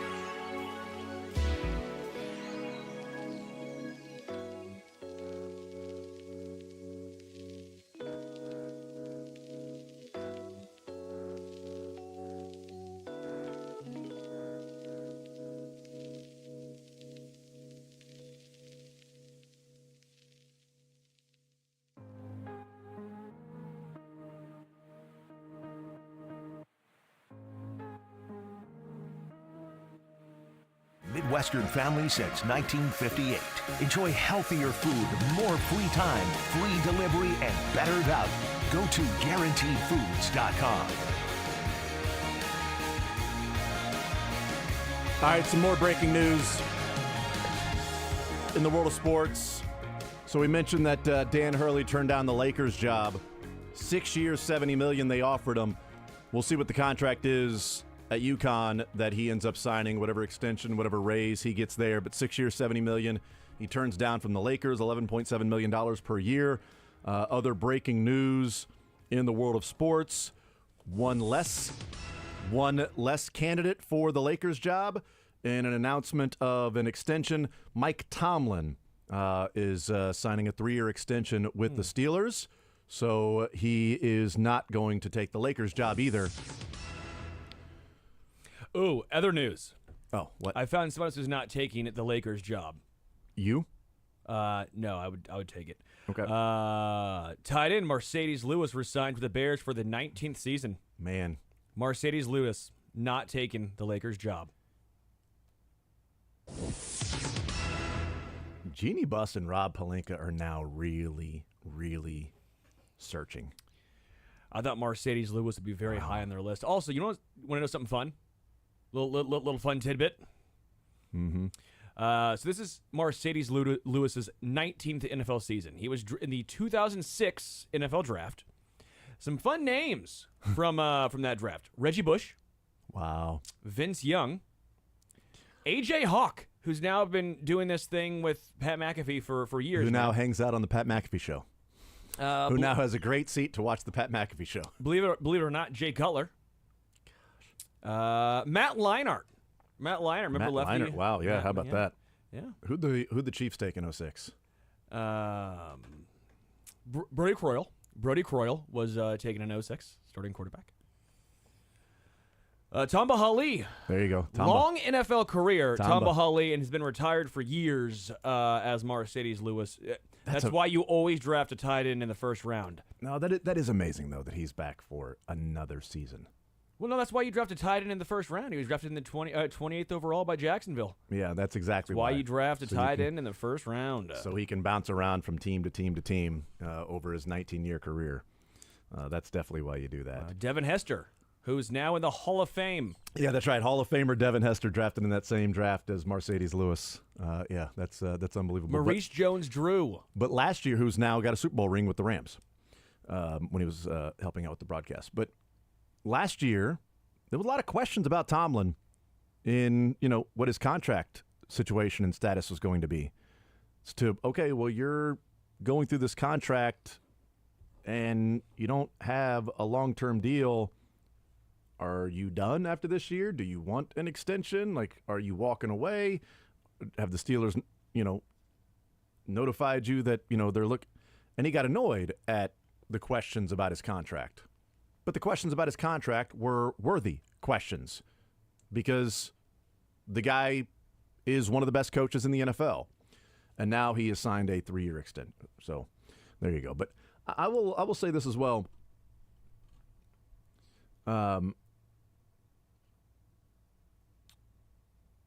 6 years, $70 million from the Lakers. Does that seem low? Because that seems low to me. I was thinking 5 for like 100 or 6 for 120. That's an offer you can't refuse. That's an offer you can't turn down. Well, if you're making $20 million per year or 5 to 8 or 9 with UConn per year, it's life-changing money that you just simply can't say no to. I'm looking right now. So Steve Kerr is the highest paid in the NBA, which seems fair, right? $17.5 million. Greg Popovich, second at 16. Eric Spoelstra, third. I think, again, fair. Yeah. $15 million. Monty Williams with the Pistons, because you have to get someone to coach the Pistons. $13 million. And then Coach Bud with the Suns, $10 million. So he would have been the fifth highest paid head coach. 6 years, $90 million would give you $15 million per year. 6 years, 90. Yeah, but 6 for 70 would have made him the 5th highest That's fine. paid head coach. Right, but we're talking about, do you want Dan Hurley or not, and I how get much it, would it cost you? So it's price of doing business. You know, you're attracting Dan Hurley. You're not just simply extending him. I get and it. You have him already, so it's like, what's the market value for him? Well, they didn't offer him enough. Well, I think if the Lakers to be the head coach. too, you're sitting here going, man, am I really going to pay Dan Hurley more than a guy like Nick Nurse, who has a championship, more than Coach Bud, who has a championship, more than, I don't want to say Doc Rivers, because Doc Rivers, I think, is about done. Michael Malone, right? I think a great head coach, Michael Malone. I mean, he's $8 million per year for a head coach. I mean, well, they were already going to pay him more than him because he was good. They offered him $11.7 million per year. So, I mean, you're saying how much more per year do I have to? I'm not. Right, that's what I'm saying. You're not getting into Greg Popovich and Eric Spoelstra category. Why not? If that gets you the coach, why not? If this is the coach that you think is the difference maker, this is the guy, and you're the Lakers. You're not pinching pennies here. You're the Lakers. Sure. If this is the guy, then here's an offer that he can't refuse. You know what? We are just simply going to pencil whip $15 million a year. 7 years, 105. Sure. What do you say no to that, Dan Hurley? Well, I'm going to go back to UConn. I don't think you are. To me, it's also, no matter how much you think of a head coach, there's always going to have some sort of risk. And the NBA is no different, and just like the NFL, where it may be even worse than the NFL. You have fewer time to make a real impact. Coach Bud got canned, a year or two after winning a championship in Milwaukee? We're not talking about in L.A., in Milwaukee. Right. Nick Nurse won a championship in Toronto, got canned 2 years after. What's his name got coach of the year and got fired the same year. Like, the NBA is a different animal. No matter how good of a head coach you think a guy is going to be, there's a reason why the top three have all won multiple championships in Coach Pop, Spoelstra, and Steve Kerr. Well, Dan Hurley is the dream for every single program in America. He's the dream. You get a coach that's incredibly successful. You get a coach that's brash, that ain't taking crap from anybody, demonstrative, is your guy, pumps your program, right? Is out there on the forefront, taking on all challengers, and turns down Kentucky and the Lakers in one offseason. It's what people talk about. It's like, well, do you really want to hire this guy because then is he going to leave for a better job in 4 or 5 years, right? Because this is the guy you think of with your team if you're trying to find the guy who ain't going anywhere. The guy who's going to be uber success. If you're not KU, Duke, Kentucky, North Carolina, teams like that, if you aren't those teams, then you're hiring a coach and but what if he leaves in 4 or 5 years? I mean, I want a guy that's going to stay for a long time. Like, you don't want to go out and hire, some coach that's just going to use you as a stepping stone job, right? Dan Hurley's the guy they have in mind. Winning, being uber successful. Get the guy from Rhode Island head coach, former high school coach, and he comes in and he wins and then says to all, anybody that's looking to hire him, no, thank you. I'm saying now UConn is taking care of him because clearly he's getting a contract extension. He's getting a raise. Sure. We'll see how much that raise is. How close is it to $11.6 million that he was going to get from the Lakers? But he laughed at the notion of taking the Kentucky job, entertained the Lakers, and ultimately returned to UConn. Maybe this was a play to get an even bigger contract at UConn. Sure. Maybe it was a play that he had a contract extension in front of him that he had yet to sign for the last month or so, or maybe more since the national championship, and was a contract that was out there that, was reported last Thursday that UConn had presented a contract extension and a raise for Dan Hurley that's still out there that he has not signed yet. So maybe he looked at it and said, I'd like a little bit more than that. Well, this is the going rate. You've already turned down Kentucky. This is sort of what we're going to pay you, And then he goes, All right, Lakers job's open. So let me talk to the Lakers. I don't know if there was something like that going on behind the scenes, but it wouldn't surprise me. It'd be smart business if you're Dan Hurley because you're that wanted. You're wanted by Kentucky. Okay, that gets you a raise. You're wanted by the Lakers. That gets you another raise because you're going for three-peat, and UConn's sitting there going, if we lose Dan Hurley, the entire team might be broken up, and then we got to find somebody to not only keep the roster together, but then can they reconstruct the roster, and can they be successful and go and win the way that this guy is going and winning, especially if he takes Luke Murray with him, who was part of the construction of that offense in UConn. It was Dan Hurley and Luke Murray coming together and building that offense that was unstoppable. No Tex winners? No Tex winners in the triangle. Okay. They had no triangle offense with Tex. That was not the case. It was Luke Murray, Bill Murray, the rest of the Ghostbusters, Dan Aykroyd, and Dan Hurley. And Bobby Hurley. By the way, it was Dwayne Casey, who I was thinking of, who was fired after Nick Nurse, who won Coach of the Year in Toronto. Yeah, Coach of the Year was like a death knell. You get Coach of the Year 2 years later, you're fired. Yeah. You're hoping the coach would be like Brad Stevens if you're the Lakers. But the Celtics didn't win correct me if I'm wrong, didn't win a title with Brad Stevens.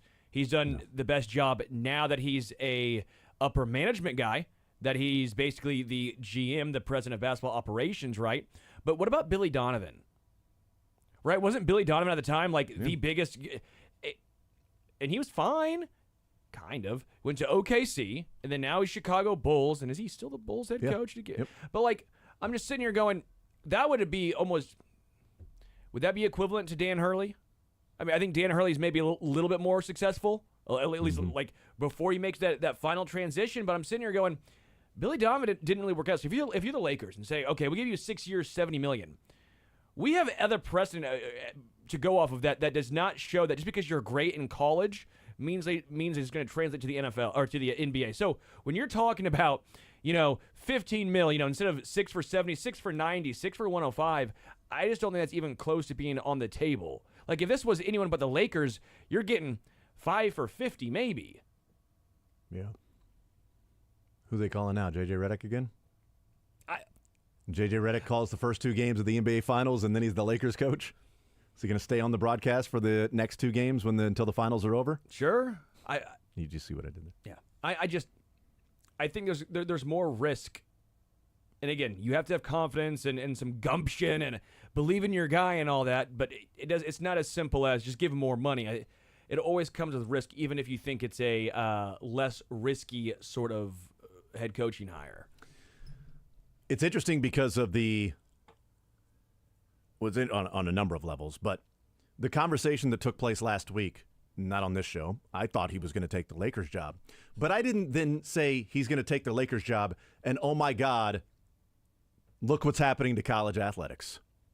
I can't believe what college athletics has become. It's the end of college athletics, right? Mike Greenberg said, it's the end of college athletics as we know it if Dan Hurley takes the Lakers job. Wait, why? Why would that be the end? Because of all these coaches that don't want to deal with NIL, and you've got him going to the Lakers, which means that you're seeing these professionalism of the college game and the revenue sharing and all of the things that. So when Billy Donovan went, and when Brad Stevens went, or when Jay Wright retired, or Coach K retired, or Roy Williams retired, pre this, but we've seen that happen. College. Out of any other sport, college athletics is the most turnover. It's the sport where you have to relearn people's names and what they bring to the table. That's part of the beauty, is that, you can't sign somebody to an 8-year contract. Like Patrick Mahomes at Texas Tech was 3 years at max 4 that he would play. Well, he could have 7 or 8 in today's college athletics, I guess. But Chiefs got Mahomes for however long he plays. They can have him on their team for however long he plays. They can choose Mahomes as their quarterback until he retires. You can't do that. Caravan has 1 year left, whether UConn likes it or not. Unless he gets injured or something, then there's a medical red shirt. But 1 year of playing left, unless UConn likes it or not. Turnover in college is part of the sport. Yeah. And we've seen that. It survived after Coach K. It survived after Roy. It survived after Jay Wright. It will survive after Nick Saban. Like, it's survived after all of these coaches have come and gone that were the best and greatest that they've ever done, and it's survived after amazing college players have come through and played and gone to the NBA or gone to the NFL. It'll continue to survive. It's fine. If Dan Hurley had taken the Lakers job, it's still going to be college sports. We're still going to be watching it because 100,000 people are going to show up to the big house without Jim Harbaugh there. Because did it die with Jim Harbaugh taking the Chargers Florida job? Football die when Tim Tebow left? I mean, yeah. Although it would have been, although thinking about it, it would have been amazing if the two reigning national champion football and basketball coaches took professional jobs in L.A. Harbaugh takes the Chargers and then Dan Hurley takes the Lakers. Like, damn this L.A., all right? They're killing college. But where was the commentary after Harbaugh left Michigan? The difference is people are like, well, Harbaugh's going to return to the NFL. I mean, he wants to coach the NFL, so it was just a matter of time expecting Harbaugh to leave. Sure. But you lost Harbaugh and Nick Saban in one offseason. My God, how's college football going to survive? The Pac-12 is dead, and Harbaugh and Saban leave college football in the same offseason. College football is toast. And KU football is good now? Right. What? What is going on? Yeah, the West Coast is just killing college football. That's right. And basketball. It's always done that. Yeah, I just that whole can of worms and it's a slippery slope. Oftentimes it isn't a can of worms, nor is it a slippery slope for the most part. Almost every time. Well, the can of worms could slip down that slope, though. It's that possible. is true. And they're also acting like Dan Hurley was going to go win 6 championships in Los Angeles. So that's the only reason it also works is that if he's successful and stays there. Yeah. Because if he just gets fired and comes back to college basketball, then he returns to college. Exactly. And he comes back to doing what he's been doing. The game will always go on. College. So will my heart. Professional. I mean, it's good. Like when Rose. Jordan retired. NBA went on when Larry Bird retired. The game went on when Magic and Kareem and Wilt and Bill Russell. In 10 years when LeBron retires, the game is going to continue. He's going to play 10 years with Tom Bronny. Brady retired. The game went on. The game will, although the NFL will end after Patrick Mahomes retires, because what's the point? Yeah, it's fair. Yeah. I mean, I would just disband it. Is that what you would do after Mahomes is done playing? Do you just stop playing football? Does everybody try rugby? Like Louis Rees-Zammit introduces rugby to American pop culture. It's cricket. And the United States becomes the best team of other countries' sports. You could almost argue that it makes it more watchable because all of a sudden the king is dead for Tom Brady or LeBron's sake, and then there's every always team's fan base. Well, I'm saying every other team's fan base now thinks, well, that's our shot now. We could get the Mahomes, or we could get the Ant Edwards or the Jason Tatum. So it actually might help viewership. You know, it's only possible. There's always someone that comes along, like because Jordan pretty much handed it off to Kobe. Kobe pretty much handed it off to LeBron.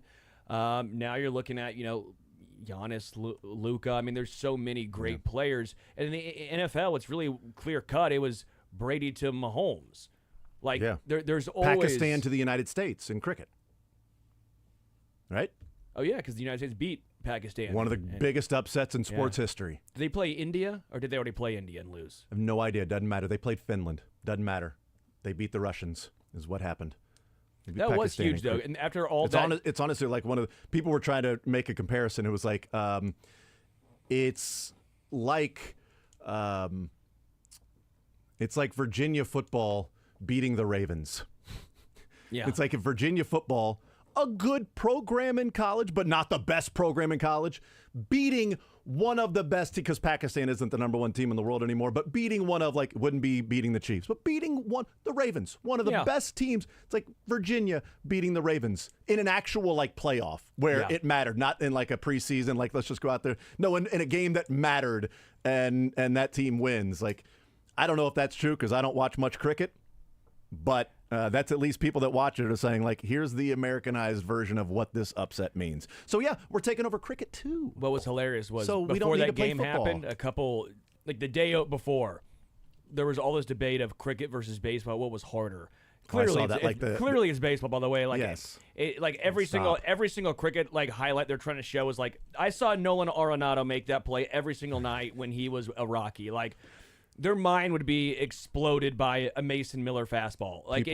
People are dead set in their ways. I get it. If you're a cricket fan, then baseball players, every oh, great, a great throw from right field, got the runner at third. That's every throw in cricket. And they show you a throw, and it's like 60 feet, and you're like, what? Like, that's a second. That's Adam Frazier. That's a routine ground ball. Like what are you talking about, swinging guy? with the paddle. Come on. You can swing the paddle. You ain't going to hit Seth Lugo, baby. I'm surprised that someone with like all the content and YouTube stuff hasn't taken like 5 MLB pros over to a cricket match and then just had them kind of switch off and see what the best cricket players in the world know would why? look like. I know baseball's harder than cricket.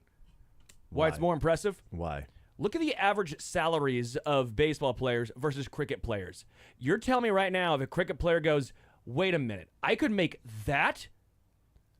They would have come over here in a heartbeat. It's because they can't. Well, how much do they make? Like I don't know this. Like the higher, like the average salary. Like India is like that's the sport, right? I mean, like everybody's playing cricket. Like I mean, obviously our country with sports is divided with baseball and football and basketball and golf and soccer, etc. Oh, look at that. Fast bowler Mitchell Stark is the highest paid cricket player of 2024. Anyone want to take a gander on what his contract is? $148 million this year alone. His contract for $2.92 million broke close. the previous record by more than $500,000. Damn it, I was close though. I just had $126 million away. That's my point. Yeah, I know. I get it. We'll take a timeout. We'll come back. We got Learn Funniest Best coming up on the other side. We are hanging out on this Monday edition of The Zone. Royals-Yankees come up at 7:10 tonight. But a couple of coaching contract news. Dan Hurley turning down the Lakers and Mike Tomlin agreeing to a 3-year extension to stay the Steelers head coach. So that team will be 9-8 this year. More Zone next.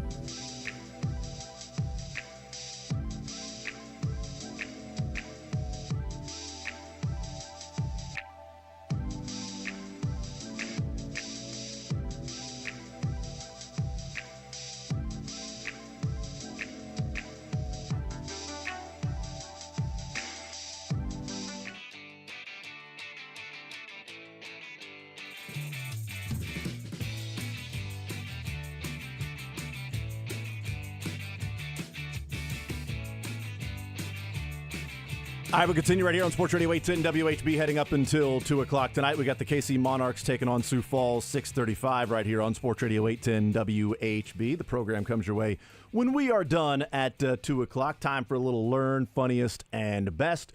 Going around the room, what we learned from the weekend, funniest from the weekend, best from the weekend. So watching a lot of college baseball and the regionals and super regionals, what I learned is that Clemson baseball has no warning track. The Clemson baseball field has no warning track. It looks like your Little League field, that it's just grass and then fence. Now they have a slight hill in place of a warning track, but that seems a little more dangerous than just a warning track, because if you're running, the warning track lets you know where the wall is going to be, in theory. You're running, and then you feel something different underneath your feet, and you got a few steps, a couple of steps. Maybe you jump at that point to go and catch the ball. It's a warning that the wall is there. This is just grass that then turns into a slight uphill. So you have no warning when the terrain changes and your running is now going to turn into, oh, wait, I've got to pick my legs up higher because there's a slight uphill until I get to the wall. Seems worse than not having a warning track. Seems silly. Thought that was really odd. At first I thought, well, they've got a turf field. So what's the point? There's no reason to have a warning track if you've got a turf field, because it will feel the exact, other than aesthetics. Yeah. It would feel the exact same from the outfield to the warning track to the wall. So, okay, turf field, I get it. Nope. Natural grass, dirt, no warning track, slight uphill before you get to the wall. I learned that. I think it's dumb. What'd you learn? That I am just awful at drafting a golf team. Just absolute 2 scoops of ass. I am horrendous. Apparently, is that who you drafted? Apparently. I like how you blame it on your team. Of course I blame it on the team. Yeah, I shouldn't have drafted these scrubs. Yeah, no, it was also my fault, too. My friend I went up against on singles shot a 77. Yeah. He's an 11 handicap. So hold on, how many points did you have this weekend? 1. What? Yeah, 1. Really, only 1? Yeah, my alt shot guy let me down. Oh, okay, so it wasn't singles. My guy shot a 77 as an 11 handicap. Yeah. He had 2 doubles and shot a 77. What? Yeah. Almost holed out on a par 4. It's weird. Drove the green. I guess I'm just not good.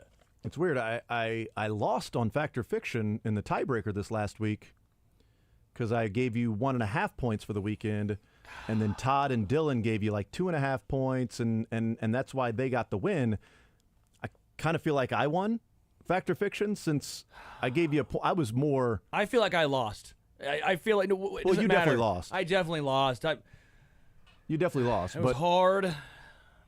I had strategy, and my strategy sucks. Yeah. So I give up. Yeah. Not really. I'll be doing this all again, next and year. I'll predict that you only get a point and a half. Yeah, go. Maybe I'm go a half point. I'm 2 for 2. I'm 2 for 2 in being the lowest in the points that you're going to get in your 2 little Ryder Cup fun weekends. Yeah. And both times you said I lost the tiebreaker because of that, and both times I was the closest. So I think maybe we've all learned a lesson. Bad vibes. Your bad vibes is. I didn't believe in you. That's what it was. I just didn't believe in you. Negative reinforcement for some reasons, not rocking with me. I get it. Dylan, what'd you learn this weekend? I learned, as many others did, that Jason Worth, a former MLB champion, is actually also a Belmont Stakes champion as well. The part owner of Dornoch. I'm sure I butchered that. Oh, you're fine. The winning horse this weekend. So he got to celebrate. Gave a great little speech as well, and I didn't know that. Yeah, it was pretty cool. I wish I would have placed a little money on him, and I mean, obviously, most people do when you get those great odds. But yeah, and then Jason Worth being the owner. I learned that during the Kentucky Derby. He was one of the horses in the Derby. It was like 20-1, something like that.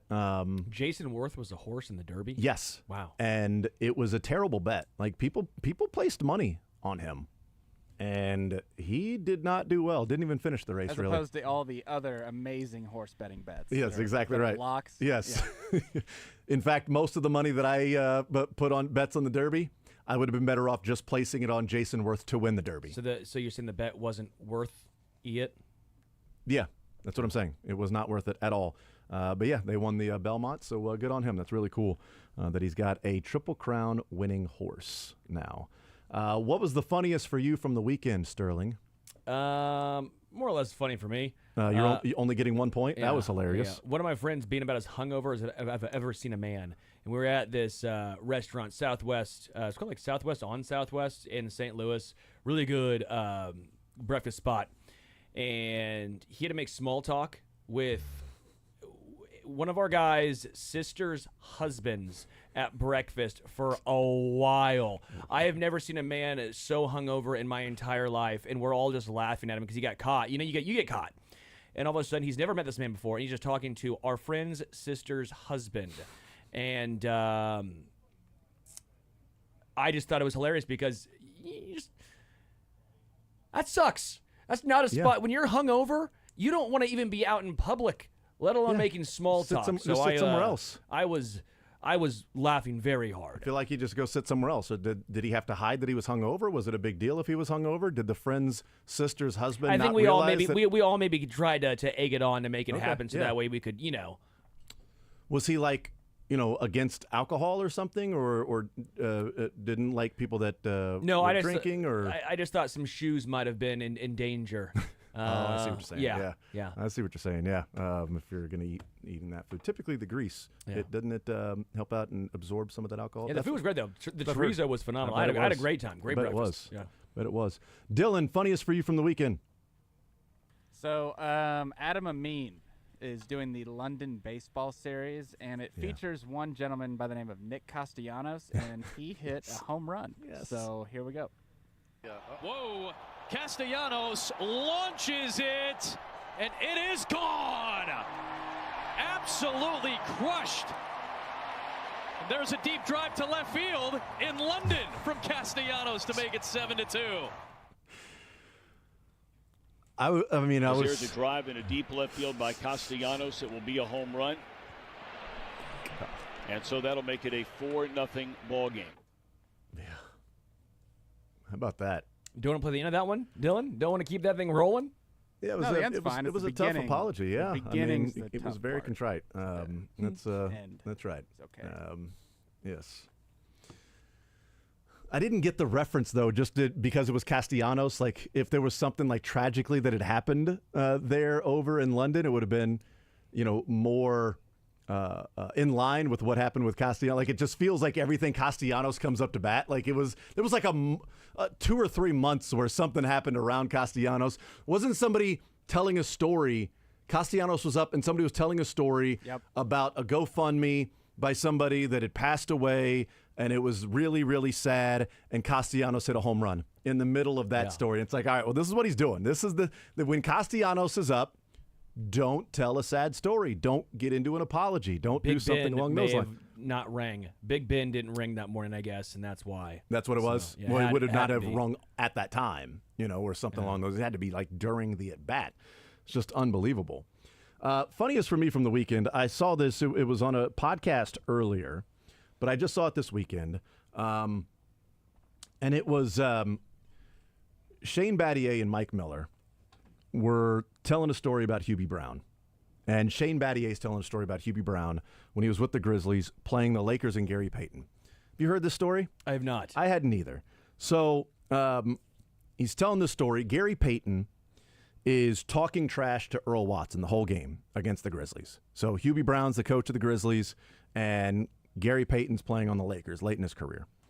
And Hubie Brown tells Gary Payton to shut the bleep up. And Gary Payton responds and says, "I'll see you after the game, old man." So Shane Battier tells a story that they're loading on the bus. Gary Payton comes and meets him at the loading dock. Hubie Brown at the loading dock where the players were getting on the bus. Gary Payton walks up and says, "Not so tough now, are you, old man?" Hubie Brown reaches up, grabs Gary Payton's shirt, and says, I hope you brought a lunch pail because it's going to be a long day. The scuffle starts happening. It gets broken up. People get on the bus. Hubie Brown walks on the bus and says, we don't back down from anyone unless they got a gun or a knife. And the bus takes off. Oh, my gosh. And Mike Miller and Shane Battier were going back telling the story. Clearly happened because they're both sort of recounting the story. It's like, oh, and then that happened. He grabs Gary Payton, not so tough now, and he goes and grabs Gary Payton and says, I hope you brought a lunch pail because it's going to be a long day. We don't back down unless someone has a gun or a knife. That Memphis team went on to the playoffs. I mean, they were a good team, and they needed that. Hubie Brown's very well respected. Absolutely. They needed that type of guy to be like, no, we're not backing down to the Lakers and Gary Payton. We're not giving in just because of that. Like, yeah, Gary Payton, better than Earl Watson. Doesn't mean he gets to talk smack on Earl Watson the whole game. You know, I'm going to tell him to shut the bleep up. Okay, fine. Meet me after the game by the bus. I hope you brought a lunch pail because it's going to be a long day. Is there a buster at the end of that probably Yes, too? I hope so. Pal, champ, chief, sport, guy, sport. Hope you brought a lunch pail because it's going to be a long day, sport. Slugger. Might have been that one. Might have ended up being a slugger. Dylan, what was the best for you? The best for me is, I did not know this, but Georgia, the baseball field, it actually backs up in right field to a fraternity house. So the fraternity house, I don't know if they sell tickets or how it works, but you can see the backyard in this picture. If there's a capacity, they are well over that for any backyard, and you basically are the right field wall as well. Like, it can go over a wall in between this ledge that they're hanging off of, or amazing. What would it be? Plateau, I guess. Yeah.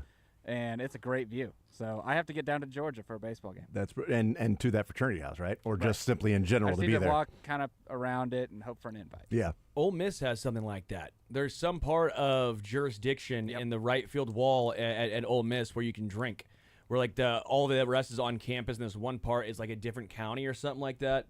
I'd have to look that up, but I do believe you can drink. I went to the game. You can bring your own cooler, like, but only if you're in right field. You can bring your own cooler from out of. It's like some I think just like county line. It's hilarious. So. Well, the Royals with the new plans for downtown baseball, there was going to be a walkway right in right field because they were, not going to close down that street. So they were going to create like a walkway right there in right field. Just walk right in front of whoever the right fielder is. Hunter Renfro's out there trying to catch a fly ball and just people walking and everything. That was going to be crazy. I mean, Houston did have a hill and a flagpole So in their absurd. center field. So absurd. They ended up getting rid of that one. The best, we'll start with me for the best because Dylan, you started fun. No, Sterling started funniest. Dylan, best for you from the weekend. I just did the best. Okay, sorry about that. No, I got lost. Without Mick here. Without Mick, it's like, hold on. To really keep us on Mick track. typically starts with the best. Well, he always keeps us on track, too. Let's be real now. You start with the anyone funniest. Who stays on topic, it's you him. start with the funniest. Mick starts with the best.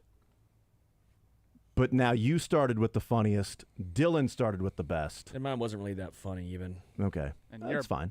Your best. Yeah, my best. My best is the 10-year wedding anniversary for my wife and I. So celebrated 10 years, against the longest of odds. Yeah, who's more surprised? Most of our friends probably. I would guess. We're not surprised at all, but I think at the wedding, Seren was getting like 2-to-1 odds on less than 5 years. I think he was taking most of the bets. Seren was in the wedding, so he can, he was walking around. He's like, what do we got? We got, we got 2-to-1 on less than 5 years. More than 5 years, we're doing 5-to-1. It's part of the responsibilities. Yeah, absolutely. It's like, what's the point of having a wedding if you're not going to have people betting on how quickly you'll be divorced? What's the point of that? But no, 10-year anniversary with my lovely bride. We celebrated that on Friday, and a great weekend. My daughter had her dance recital on Saturday and looked absolutely gorgeous. So it was a fun weekend. No baseball, just a fun weekend with the girls. So it was cool. That was my best from the weekend. That's an easy one. I'm happy for you. Thank you. By the way. I appreciate that. Mine- Everybody lost that money. Yeah, mine is a lot less. I didn't see that money, though. Why don't we get that money? Yeah. It's weird. A midwinter's night dram bourbon. was the best of my. We had a guy. It was his first year joining our group. Our girl group, and he brought like this Weller, he brought Blanton's, he brought just a whole bunch of different just bourbons, some of them more rare than others, some Eagle Rare even, actually, which I think sounds like he bribed his way into the group. E.H. Taylor was there, was nice, but this one from, I think it's High Distillery, High West Whiskey Distillery out there, a one called Midwinter Night Dram, and my goodness, I couldn't get over how good this was. It's a marriage of rye whiskeys finished in port barrels, and I could not recommend it anymore. Okay, that was your best from the weekend, was drinking some liquor. Good for you. Like that little dirty water. Wow. Wait, when you put it like that, you make me seem like I'm... Every other weekend? Make it seem like it's every other weekend that happened. I don't get a Midwinter's Night Dram very often, okay? This is the first time ever, Apparently and not. it was incredible. I don't believe that. I don't believe that for 1 second. Yeah. You bought it. You immediately bought it. I did. I can't afford it. Oh, really? Interesting. You can't even find it, most likely. Okay. Yeah. We'll take a time out, come back, wrap up the show next.